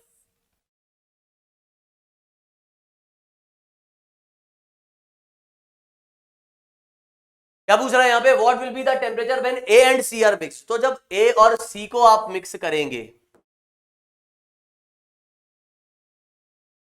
जब ए और सी को आप मिक्स करेंगे तो क्या होगा, तो बड़ी सिंपल सी बात है यार कि ए का टेम्परेचर कितना था आपके पास 10 और सी का आई थिंक था 20, है ना। तो हमने माना कि कुछ टेम्परेचर टी आ जाएगा, तो आप क्या लिखेंगे, आप लिखेंगे mass of A C A और T minus 10 is equals to mass of C into C C और 20 माइनस टी। M से M जो है वो तो कट जाएगा कि मास सेम है, और यहां से CA बाई CC की वैल्यू अगर मिल जाए तो काम हो जाए। आपको साफ साफ इधर से पता लग रहा है कि 3CA is equals to 2CB and CB is equals to 4CC। तो 1 और 2 से आप कह सकते हो कि 3CA is equals to 2 into 4CC, मतलब यह आ जाएगा CA is equals to 8/3CC। कुछ नहीं, बस CB की वैल्यू जो 4CC थी वो यहां रख दी, तो ये 8CC आ गया, तो ये आ गया CA is equals to 8/3CC।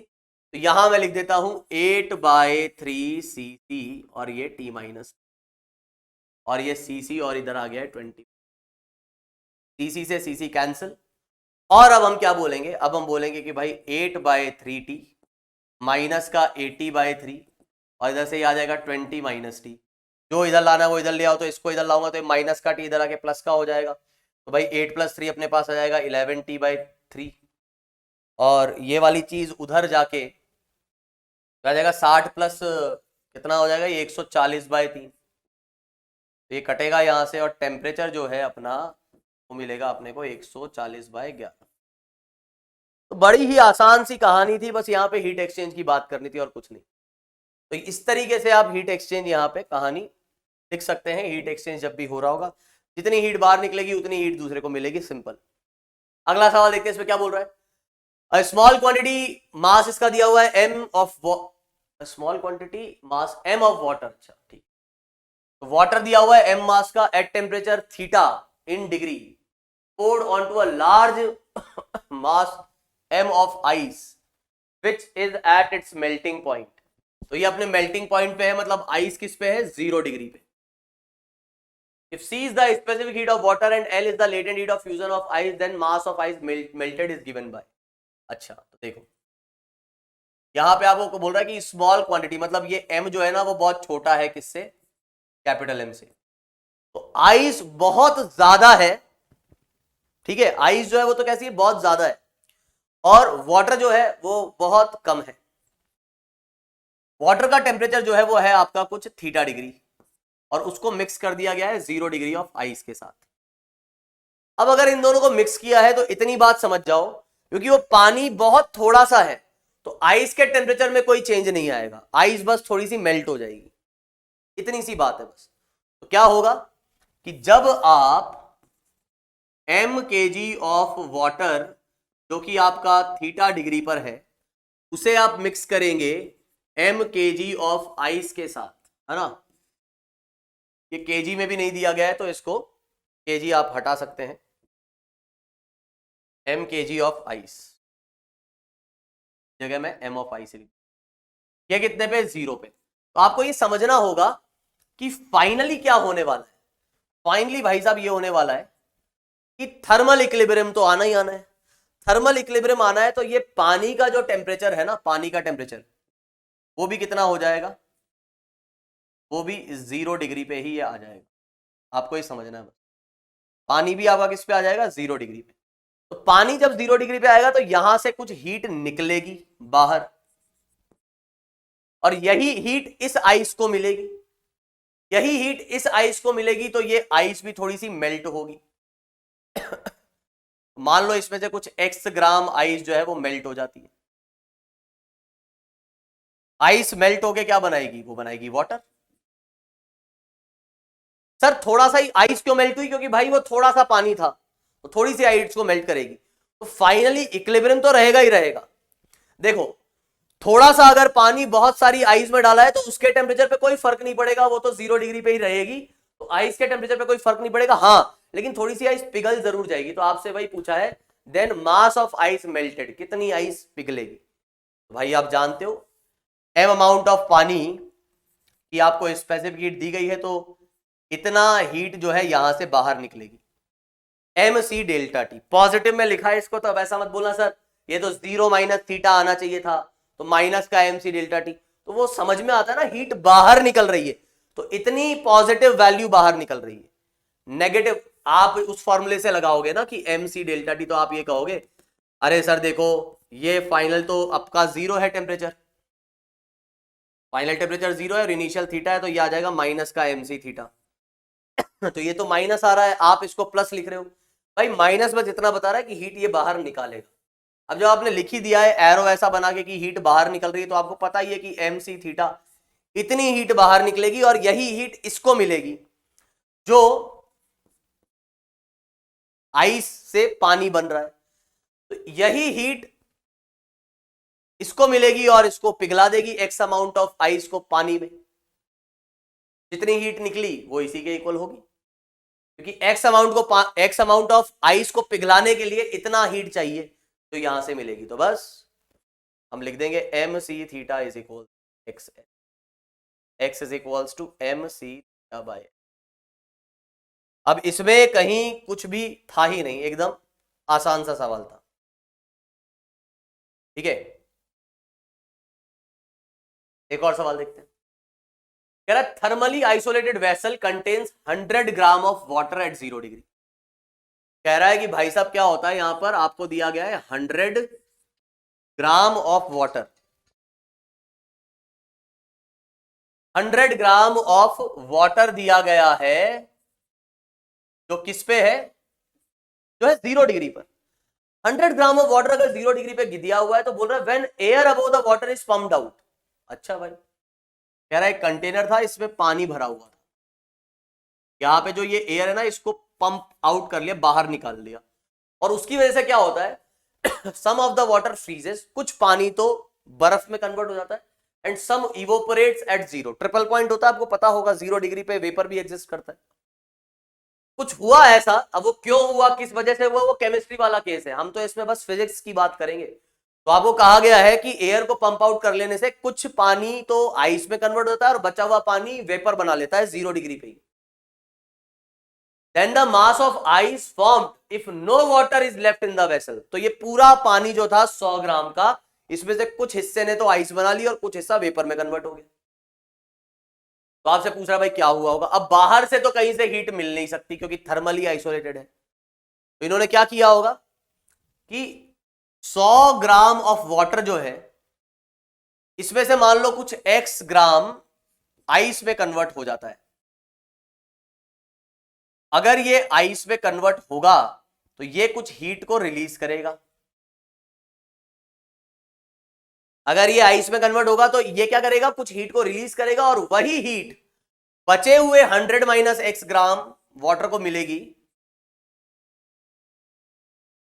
जो किस में कन्वर्ट हो जाएगा, जो वेपर में कन्वर्ट हो जाएगा। इसको ये हीट चाहिए होगी। तो यहां क्या होगा, यहां पर उस 100 ग्राम ऑफ वाटर का कुछ हिस्सा आइस में कन्वर्ट हो जाएगा, वो हीट को रिलीज करेगा और उस रिलीज हीट से बचा हुआ हिस्सा जो है वेपर में चल जा रहा होगा। तो आप जानते हो कि अब करना क्या है। तो आपको दिया गया है कि latent heat of vaporisation of water at 0 degree. अब 540 यूज नहीं कर रहे हैं, ये थोड़ा सा अलग दिया गया है।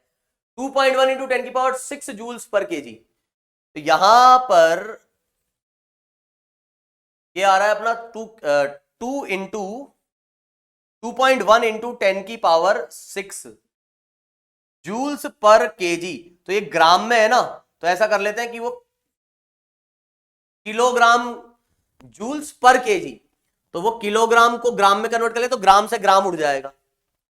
ऐसे ही यहां पर x ग्राम ऑफ आइस, तो फ्यूजन कितना आ रहा है, यह आ रहा है 3.6 इंटू 10 की पावर 5 और पर केजी तो ये 10 की पावर इधर 3 आ जाएगा।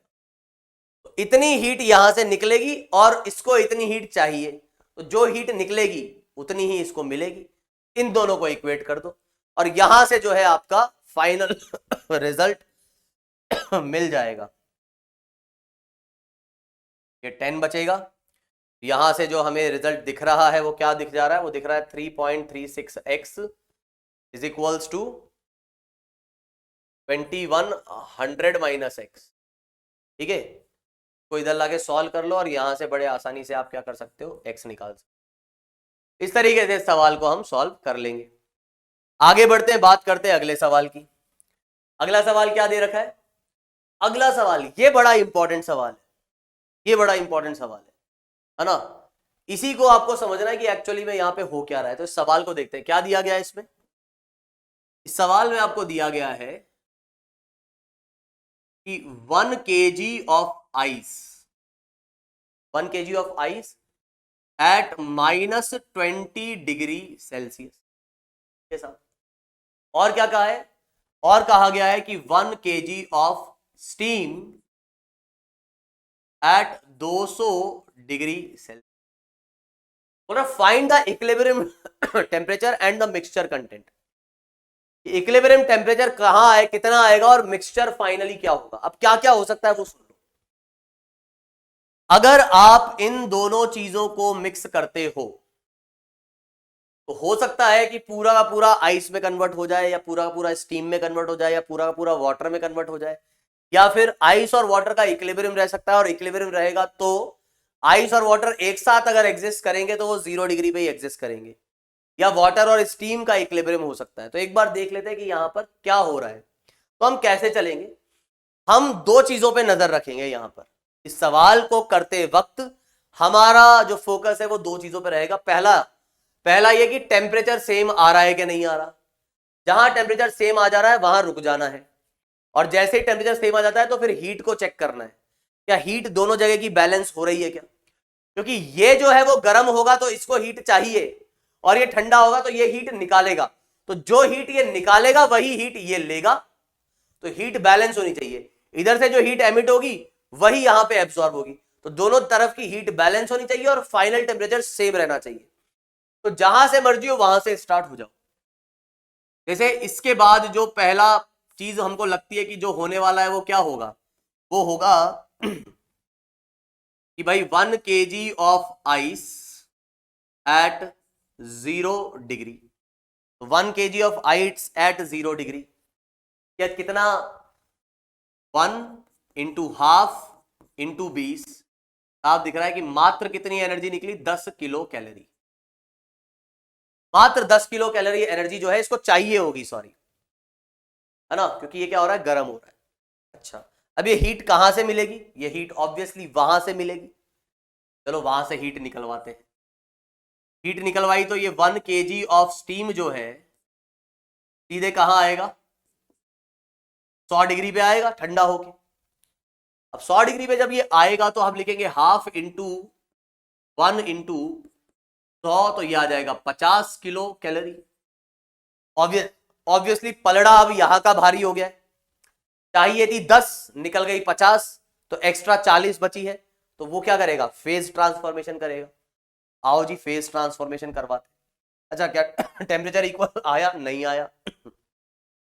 तो फेज ट्रांसफॉर्मेशन करवाते हैं और बनवाते हैं इधर से 1 kg ऑफ आइस को वाटर में। तो 1 kg ऑफ आइस पूरी तरीके से वाटर में कन्वर्ट हो जाएगा 0 डिग्री पर। कितना हीट इसको चाहिए होगी? तो 80 किलो कैलोरी चाहिए होगी। तो टोटल अभी वहां से 50 ही निकली है और यहां जरूरत है 90 की। क्या टेम्परेचर इक्वल हुआ है? नहीं हुआ। तो लाओ, इधर अब ज्यादा हीट हो गई है ना, इधर 90 हो गई है, वहां से कितनी निकली? 50। तो अब 40 और चाहिए वहां से। चलो इसका फेज ट्रांसफॉर्मेशन करवाते हैं। तो ये 1 kg of water eight 100 degree, अब ये 540 किलो कैलोरी आ गया भाई साहब। अब ये टोटल 590 हो चुका है। 590 किलो कैलोरी यहां पे निकल चुकी है। अभी तक भी टेम्परेचर इक्विलिब्रियम में नहीं आया है और वहां की हीट ज्यादा हो गई है। तो यहां टोटल 90 है, तो अभी भी 500 एक्स्ट्रा हीट पड़ी है। तो उससे क्या होगा? से इसका टेम्परेचर और बढ़ेगा। तो हमने देखा 1 kg ऑफ वाटर एट 100। अब देखना, अब रुक जाना यहां पर, सुनना बात को। देखो क्या हुआ, एक बार दोबारा सुन लो। पहले मैं इधर से चला तो 10 किलो कैलोरी की रिक्वायरमेंट है, तो मैंने सोचा कि यार चलो इसको कन्वर्ट करवाते। अब कोई ऐसा भी कह सकता था, अरे सर आपने इसको 200 से 100 पे क्यों लेके आए? आप इसको 200 से ऐसे टेम्परेचर पे लेके आते जहां पर सिर्फ 10 किलो कैलोरी हीट ही निकलती हो। तो भाई फिर थर्मल इक्विलिब्रियम भी तो होना चाहिए। 0 और एक 100 से ज्यादा टेम्परेचर तो थर्मल इक्विलिब्रियम नहीं आया। तो इसको मैं 100 पे लेके आया। 100 पे आते इधर 50 आ गया। 50 आ गया मतलब 10 से ज्यादा हीट है, तो फिर इधर बढ़ गए। इधर से इसको और कन्वर्ट कराया, 0 पे आया तो 90 आ गया। तो अब यहां ज्यादा हो गई, तो इसको यहां से यहां लाया, तो यहां पे अब टोटल 590 हो गई। तो यहां अब तक सिर्फ 90 ही चाहिए थी, तो पूरे वाटर को कन्वर्ट करवा दिया। और अब यहां पर हाफ, सॉरी 1 इंटू 1 इंटू 100, आपको दिख रहा है भाई अभी भी 100 किलो कैलोरी ही कंज्यूम हुई है। ये टोटल 190 और वहां पे 590, अभी भी जो है एक्स्ट्रा आपके पास 400 किलो कैलोरी हीट वहां पे पड़ी हुई है। लेकिन मेरे भाई टेम्परेचर जो है वो इक्विलिब्रियम में आ गया है। तो अब इसके आगे मैं नहीं बढ़ूंगा। टेम्परेचर इक्वल हो गया ना, तो अब मैं इसके आगे नहीं बढ़ूंगा। इसके आगे मैं नहीं बढ़ूंगा, ये ध्यान रखना। क्यों? क्योंकि टेम्परेचर थर्मल इक्विलिब्रियम आ गया। अब तुम कहोगे लेकिन सर हीट तो बैलेंस ही नहीं हो पाई, वहां पे अभी भी एक्स्ट्रा 400 पड़ी है, इधर से अगर बैलेंस करवाने बैठोगे तो।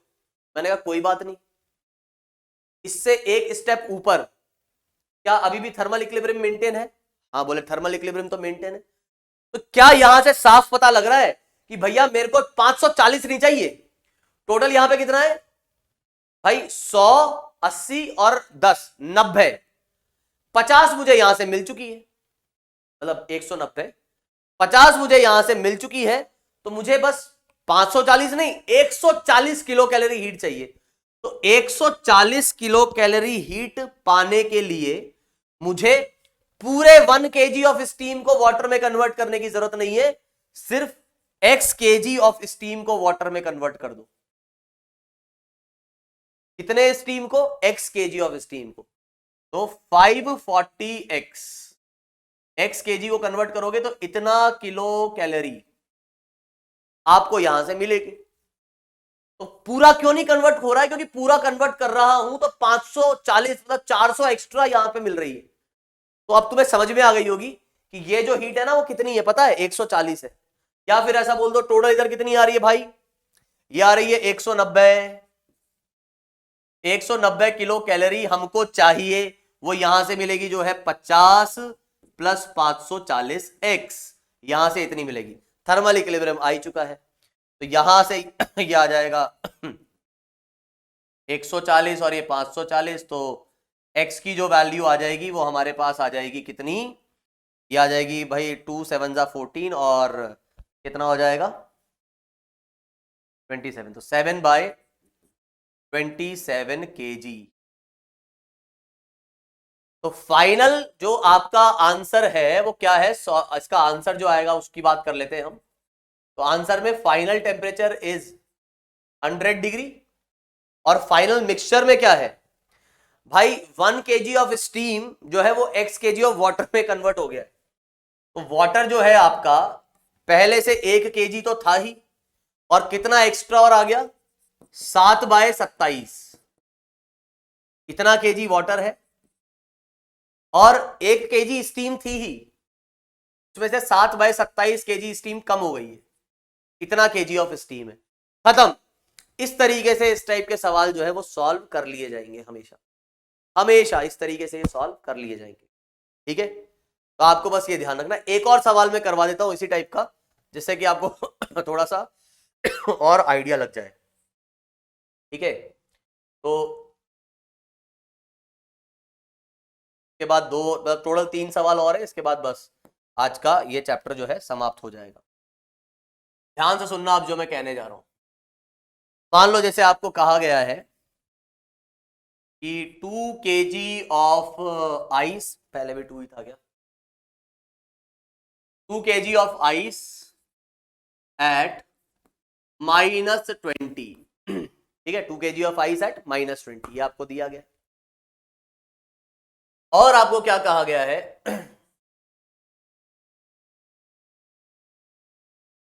कि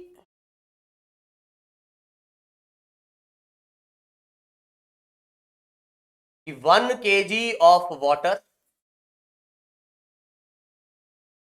एट 20 डिग्री। अब आपको कह रहा है कि भाई इन दोनों को मिक्स कर दिया है, तो फाइनल कंटेंट क्या होगा वो बताना है। कुछ नहीं, क्या थर्मल इक्विलिब्रियम है क्या, नहीं है, ये -20 वो +20। तो ऐसा करो यहां से देखो कि कितनी हीट मिल सकती है, चाहिए अपने को। तो ये इसका टेम्परेचर बढ़ाने के लिए तो हम जानते हैं कि आइस को आना होगा सबसे पहले 0 डिग्री पर, 0 डिग्री पे ले आए, कितना बोलेंगे 2 × हाफ × टेम्परेचर डिफरेंस 20, तो ये आ जाएगा 20 किलो कैलोरी, इतनी हीट चाहिए। अब ये हीट कौन देगा, वो ठंडा होकर के। तो कितना ठंडा हो सकता है भाई, ये जा सकता है अपना 1 kg of water at 0 degree, तो ये इतना जा सकता है। अच्छा, कितनी हीट निकलेगी यहां से, 1 × 1 × 20, 20 किलो कैलोरी हीट निकल गई।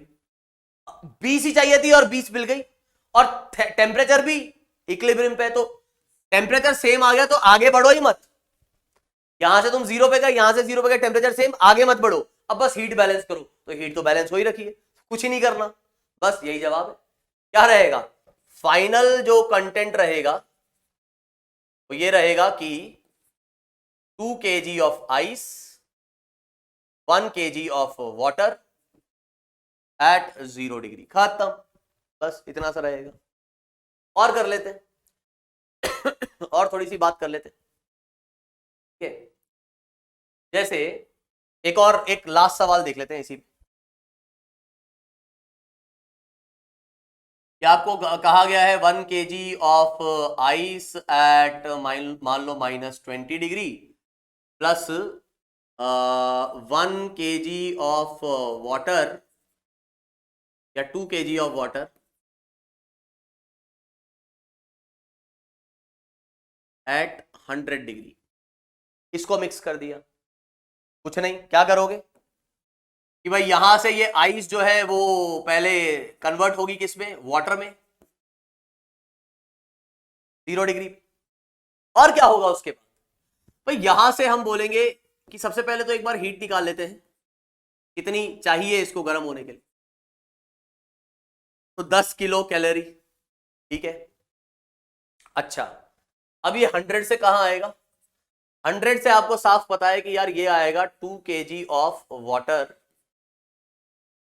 एट 0 डिग्री, है ना, 0 आएगा ये, 2 × वैसे डायरेक्ट पता लग जाएगा इसको भी देख के, लेकिन बिगिनर्स के लिए थोड़ा सा मैं बता रहा हूँ।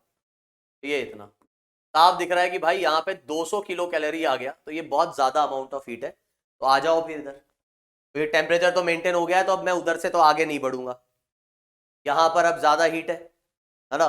तो कोई बोलेगा अच्छा अच्छा सर तो देखो यार फिर है ना, यहां तक आ रहे हो ना तो यहां तक मत आओ, फिर इससे थोड़ा पहले ही रुक जाओ। तो पहले रुक जाएंगे तो थर्मल इक्विलिब्रियम नहीं आएगा। अच्छा ठीक, चलो तो ऐसा करते हैं सर जी, इसको फिर 0 पे ले आते हैं एक बार। सॉरी, ये आइस आएगा इधर। 1 kg of water, 1 kg of water at 0। Ice से ये आइस में रहा, फिर आइस से वाटर में कन्वर्ट हुआ। पीछे भी तो अपन ने गड़बड़ नहीं कर दी।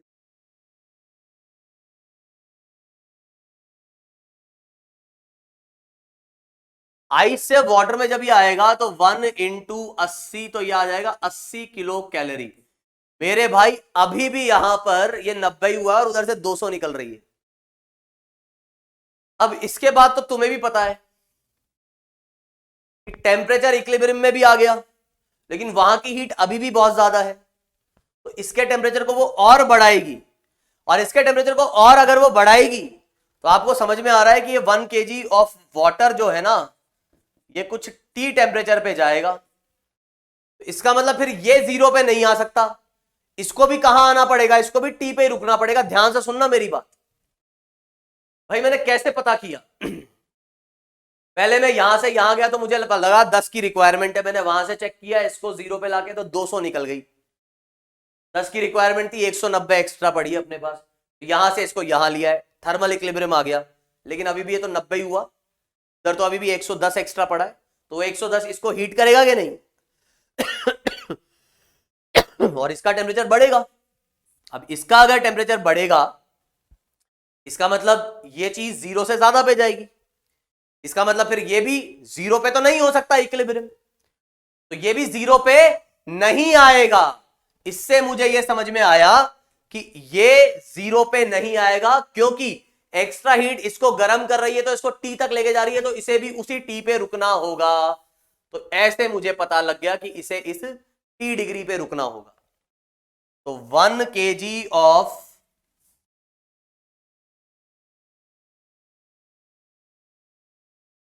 1 kg of water at T degree, और ये भी वही। अब कुछ नहीं करना, अब सीधे सीधे बस लिख लो 1 इंटू 1 इंटू टी, और यहां से कितना आ जाएगा, यहां से आ जाएगा 2 into 1 into 100 minus T. Sir T minus 100 क्यों नहीं लिख रहे? तो यार मुझे पता है वो हाई है, ये लो टेम्परेचर है, तो मैं पॉजिटिव वैल्यू लिख रहा हूं। तो बस अब निपटा दो इधर से। क्या लिखेंगे हम आंसर, कि 10 plus 80 plus T is equals to 2 into 100 minus. बस अब यहां से आपको ये दिख रहा है कितना, 90 plus T equals to 200 minus 2t, को उधर भेज दो, क्या आ जाएगा 110, ये इधर से आ जाएगा 3t, क्या आ जाएगा 110/3 डिग्री। उम्मीद करता हूं ये बात समझ में आई होगी। यहां से जो है आपका रिजल्ट आ जाएगा। तो अब एक थोड़ा सा डिफरेंट टाइप का सवाल देख रहे हैं, है ना, इतना भी डिफरेंट नहीं है, ठीक है। क्या कह रहा है कि एक पैडल है, पैडल ऑफ द व्हील, एक व्हील है, इसके पैडल से एक धागा ऐसे हमने बांधा हुआ है, ये धागा फिर ऐसे जाके पुली से जा रहा है और इधर 10 kg से is connected with a block of mass 10 kg as shown in the figure. The wheel is completely immersed in liquid. ये व्हील पूरा का पूरा पानी में डूबा हुआ है। ये पानी में डूबा हुआ है, तो आपको ये समझना होगा कि ये व्हील जब घूमेगा ना, तो पानी इसके मोशन को रजिस्ट करेगा, रोकेगा। पानी इसके मोशन को रोक रहा है, मतलब पानी इसके ऊपर नेगेटिव वर्क कर रहा है, तो ये पानी पे पॉजिटिव वर्क करेगा। समझना बात को, क्योंकि पानी इसके मोशन को अपोज कर रहा है, इसकी काइनेटिक एनर्जी को स्लो करने की कोशिश कर रहा है, तो ये पानी पे नेगेटिव वर्क करेगा, तो पानी इस पे पॉजिटिव वर्क करेगा। उल्टा बोल गया मैं, पानी इस पे अगर नेगेटिव वर्क कर रहा है, रोकने की कोशिश कर रहा है, तो ये पानी पे पॉजिटिव वर्क करेगा, पानी या जो भी लिक्विड है। Wheel is completely immersed in a liquid of heat capacity. Heat capacity दे रखी है, ध्यान रखना, एम और सी का प्रोडक्ट दे दिया है सीधे। द कंटेनर इज एडियाबैटिक, तो कंटेनर जो है वो पूरी तरीके से एडियाबैटिक है, बाहर से आप हीट एक्सचेंज कर ही नहीं सकते। बंद है चारों तरफ से, हीट तो इसको मिल ही नहीं रही भाई। टेम्परेचर बढ़ाने के दो तरीके थे, या तो हीट दे दो या फिर मैकेनिकल वर्क कर दो। यहां पर ये एडियाबैटिक है ये कंटेनर, तो हीट तो आप दे नहीं सकते। For the time interval in which block goes down by 1 metre slowly, तो साफ दिया गया है कि कुछ टाइम इंटरवल में ये ब्लॉक जो है वो 1 मीटर नीचे आ जाता है। ये ब्लॉक जो है एक पर्टिकुलर टाइम इंटरवल में 1 मीटर नीचे आ जाता है। तो उस दौरान लिक्विड पे कितना वर्क हुआ, हीट कितनी सप्लाई की गई लिक्विड को, और टेम्परेचर उस लिक्विड का कितना बढ़ा। तो सबसे पहले इसका आंसर मैं दूंगा ये है 0। क्यों? क्योंकि कहीं से भी लिक्विड को हीट नहीं दी गई है, कंटेनर इज प्योरली एडियाबैटिक, फिर टेम्परेचर राइज भी 0 होगा ना ना ना। क्यों सर? क्योंकि भाई आप जानते हो मैकेनिकल इक्विवेलेंट ऑफ हीट पढ़ाया था कि अगर आप कुछ वर्क कर रहे हो तो भी टेम्परेचर बढ़ सकता है। तो सर लिक्विड पे कौन वर्क कर रहा है भाई? लिक्विड अगर इस व्हील को रोकने की कोशिश कर रहा है तो लिक्विड उस पर नेगेटिव वर्क कर रहा है। व्हील कैसा वर्क कर रहा है? व्हील लिक्विड के पार्टिकल्स पे पॉजिटिव वर्क कर रहा है। कैसे, वो मैं समझाता हूं। तो मान लो ये व्हील है, ये ब्लॉक नीचे आएगा तो ये व्हील ऐसा घूमेगा, तो इसका ये जो ये चक्का आपको दिख रहा है, इसके जो फैंस आपको दिख रहे हैं चक्के के, इस व्हील के, तो मान लो ये लिक्विड के पार्टिकल्स थे, तो ये व्हील ऐसा घूम रहा है। अगर आप देखोगे तो ये लिक्विड का पार्टिकल है, जब व्हील ऐसा घूमेगा तो ये फैन जो है वो इस पार्टिकल पे इधर फोर्स लगा रहा है और ये पार्टिकल भी इधर मूव कर रहा है। तो जिस डायरेक्शन में फोर्स उसी डायरेक्शन में ये मूव कर रहा है। तो इस लिक्विड के मॉलिक्यूल पे पॉजिटिव वर्क कर रहा है व्हील, लेकिन ये लिक्विड का मॉलिक्यूल व्हील को अपोज कर रहा है और व्हील इधर जा रहा है, तो फोर्स इधर और वेलोसिटी इधर, तो यहां नेगेटिव वर्क हो रहा है। इस वजह से व्हील पे नेगेटिव वर्क हुआ और लिक्विड पे पॉजिटिव वर्क हुआ। अब आओ वर्क एनर्जी थ्योरम लगाएंगे हम। वर्क एनर्जी थ्योरम, हाँ क्या दिक्कत है भाई? वर्क एनर्जी थ्योरम किस पे? तुम बोलो उस पे, ठीक है? अच्छा ठीक है सर, चलो तो फिर समझाओ हमें क्या करने वाले हो आप। मैंने कहा यार मैं लेके चल लेता हूं ये व्हील, ये रस्सी और ये ब्लॉक, इसको मैं पूरा सिस्टम लेके चल लेता हूं। व्हील, रस्सी और ब्लॉक, इसको मैंने मेरा सिस्टम मान लिया और इस पे अब मैं वर्क एनर्जी थ्योरम लगा रहा हूं। तो मैं लिखूंगा network done is equals to change in kinetic energy. तो काइनेटिक एनर्जी में जो चेंज है वो जो है वो क्या आ जाएगा? 0। आई बात समझ में?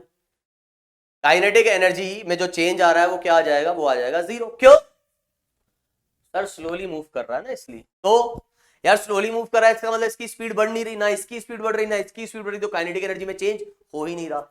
अच्छा, तो सर इन पे सिस्टम पे कौन कौन वर्क कर रहा होगा? नो डाउट इस पे ग्रेविटी वर्क कर रही होगी, तो वर्क डन बाय ग्रेविटी। और सर लिक्विड वर्क कर रहा होगा किस पे? ऑब्वियसली व्हील पे। और सर जी टेंशन का वर्क तो आपने ही बता रखा है सिस्टम पे हमेशा 0 होता है। हाँ पूरे सिस्टम पे 0 होता है, नो डाउट। जैसे टेंशन इस पे पॉजिटिव वर्क करी है, इस पे नेगेटिव वर्क करी, जितना इस पे पॉजिटिव उतना ही negative, and this is equals to 0। तो साफ साफ दिख रहा है कि लिक्विड का work is equals to minus of work done by gravity. तो यहां से आप कह सकते हो कि work done by liquid is equals to minus of work done by gravity. और ग्रेविटी कितना वर्क कर रही है? ग्रेविटी का वर्क है mgh पॉजिटिव। तो यहां से आपको साफ साफ दिख रहा है कि वर्क डन बाय लिक्विड, ध्यान रखना, work done by liquid on wheel is minus का m इंटू जी इंटू 1, मतलब 100 जूल्स।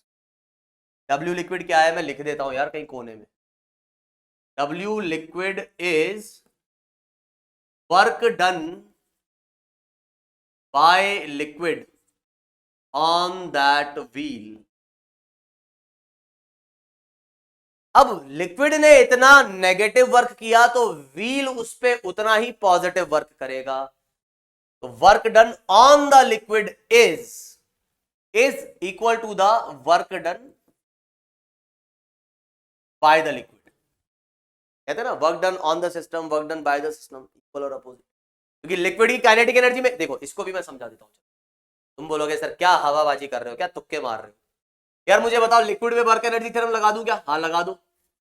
अच्छा तो क्या दिख रहा है तुम्हें? सर ये दिख रहा है कि लिक्विड तो मैं थोड़ा और ढंग से लिख दूं, work done on liquid, work done, ठीक। तो मैं ऐसा लिख देता हूं, W liquid is the work done by liquid on wheel, and W wheel जो है तो मैं बोल रहा हूं work done by wheel on liquid.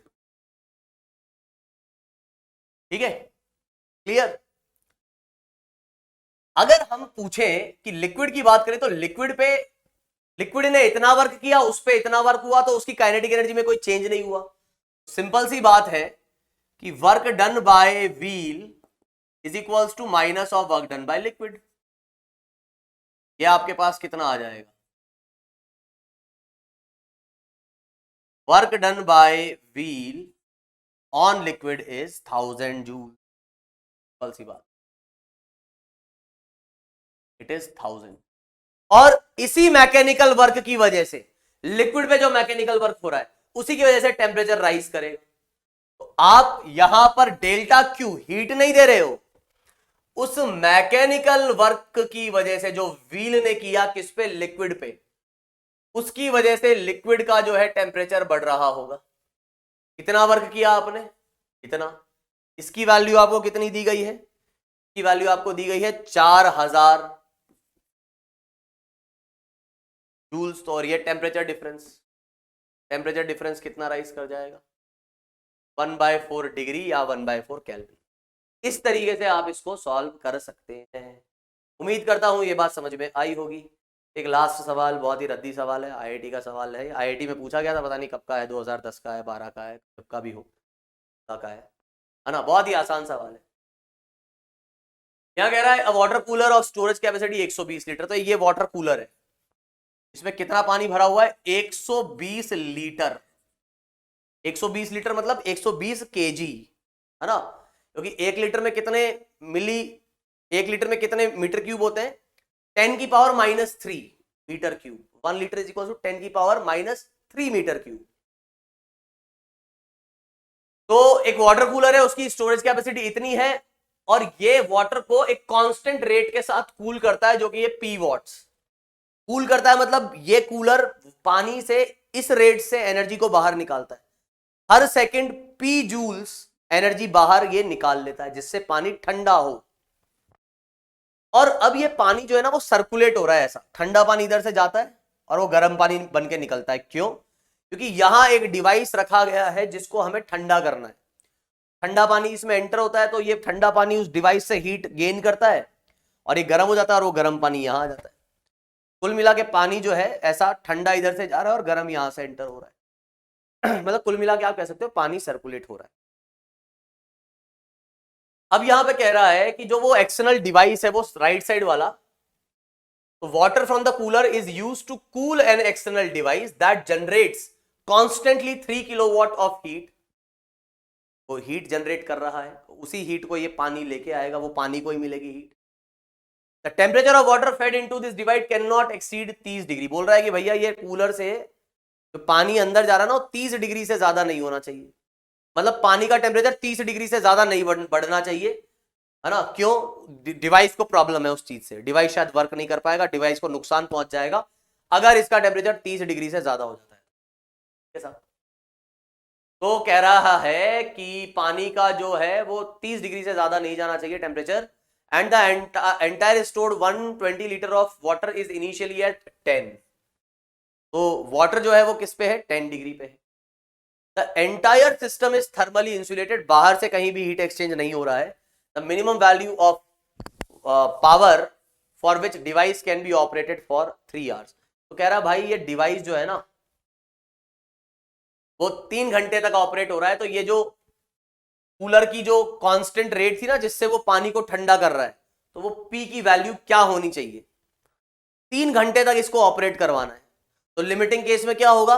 Minimum power कम से कम इतनी होनी चाहिए कि 3 घंटे तक तो ऑपरेट करे। तो सवाल कुछ ऐसा हो गया, कूलर का काम है इस पानी को ठंडा करना, डिवाइस का काम है इस पानी को गर्म करना। ओवरऑल यहां पर अपने को ये समझ में आ रहा है कि अगर ये 3 घंटे तक ही ऑपरेट हो पा रहा है, मतलब 3 घंटे बाद टेम्परेचर जो है वो 30 पहुंच जा रहा होगा, इसलिए उसके बाद उसे ऑपरेट नहीं कर पा रहे हैं। कह रहा है कि 3 घंटे तक ऑपरेशन इसका चलता रहे, 3 घंटे के बाद चाहिए ऑपरेट ना हो, इसका मतलब 3 घंटे बाद टेम्परेचर 30 पे पहुंच जा रहा होगा। तो सवाल क्या हो गया है, सवाल कुछ ऐसा हो गया कि 120 लीटर को आप 120 केजी कह दीजिए, कोई इसमें दिक्कत नहीं है। 120 केजी ऑफ वाटर जो कि अभी 10 डिग्री पर है, ये फाइनली 30 डिग्री पे पहुंच जाएगा कितने घंटे में, 3 घंटे में। ठीक है, इसको गर्म करने वाला जो है वो कौन है, वो है वो हीटर या वो डिवाइस। तो कितनी वॉट्स इसको दे रहा है, 3 किलो वॉट, 3000 जूल्स 1 सेकंड में इसको एनर्जी दे रहा है। और कूलर जो है वो इसको ठंडा कर रहा है P वॉट से, वो 1 जूल में इतनी हीट बाहर खींच ले रहा है। तो नेट हीट इसको, भाई टेम्परेचर अगर बढ़ रहा है इसका मतलब नेट तो एनर्जी मिल ही रही होगी इसको।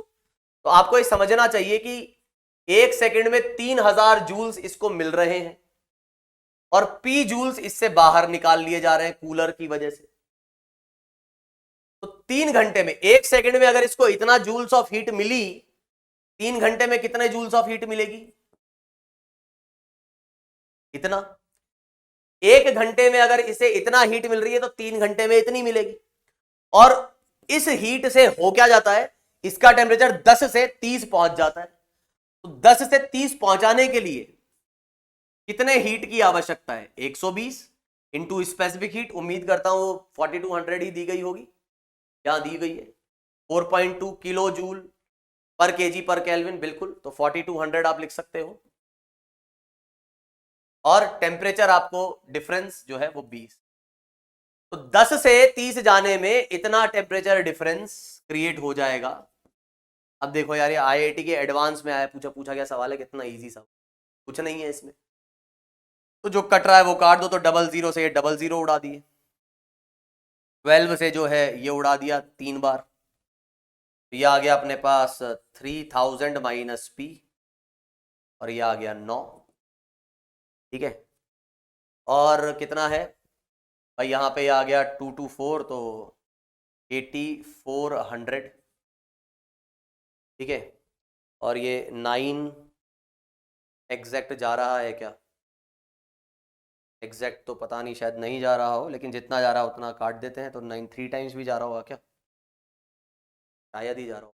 तो ये कितना आ जाएगा अपने पास, 3000 minus 8400 by 9 equals to P। हाँ वैसे जा रहा है ना भाई, अच्छा 9 3 और ये कितना आ जाएगा भाई अपने पास, 3 2 जा 6 24, तो 8 3 या 24 और ये चीज आ जाएगी तो 2800। ठीक है, यहां से हमारे पास जो P हमें मिल जा रहा है वो मिल जा रहा है 9000, 339,000 माइनस 2800 बाय 3। तो भाई ये 00 2 और 8 और 2 ये 7 आ गया, ओहो सॉरी 6 आ गया। तो काटो, 3 2 जा 6, 2 आ रहा है 0, 3 6 जा 18 0, फिर वो ये कितना आ जा रहा है, ये देखो 3 2 जा 6, तो 3 6 जा 18, फिर 3 6 जा 18, क्या आ जाएगा 2066.6 चलता है। मतलब आंसर देख लेते हैं अपन कितना आ जा रहा है, 2067 क्या आंसर है, बस खत्म। तो यहां पर इस पूरे चैप्टर की अगर मैं ओवरव्यू की बात करूं तो बस अभी हमने इसमें 2-3 चीजें देखी है। तो एक इसका क्विक रिकैप मैं दे देता हूं, हमने क्या देखा इसमें। एक फॉर्मूला हमने देखा MC डेल्टा, दूसरा फॉर्मूला हमने इसमें देखा M इंटू, ठीक है, एक हमने बात करी कि भाई हीट एक्सचेंज जो रहेगा वो सभी का मिला के क्या आ जाएगा, वो आ जाएगा 0। और लास्ट फिर जो हमने थोड़ा सा कुछ क्वेश्चंस देखे, कुल मिला के एक बहुत ही छोटा सा टॉपिक था और उसके कुछ छोटे मोटे से न्यूमेरिकल्स हमने करे। उम्मीद करता हूं ये बात समझ में आई होगी। बाकी कहानी देखेंगे द नेक्स्ट क्लास। तब तक के लिए bye, take care, have a nice day और जय हिंद।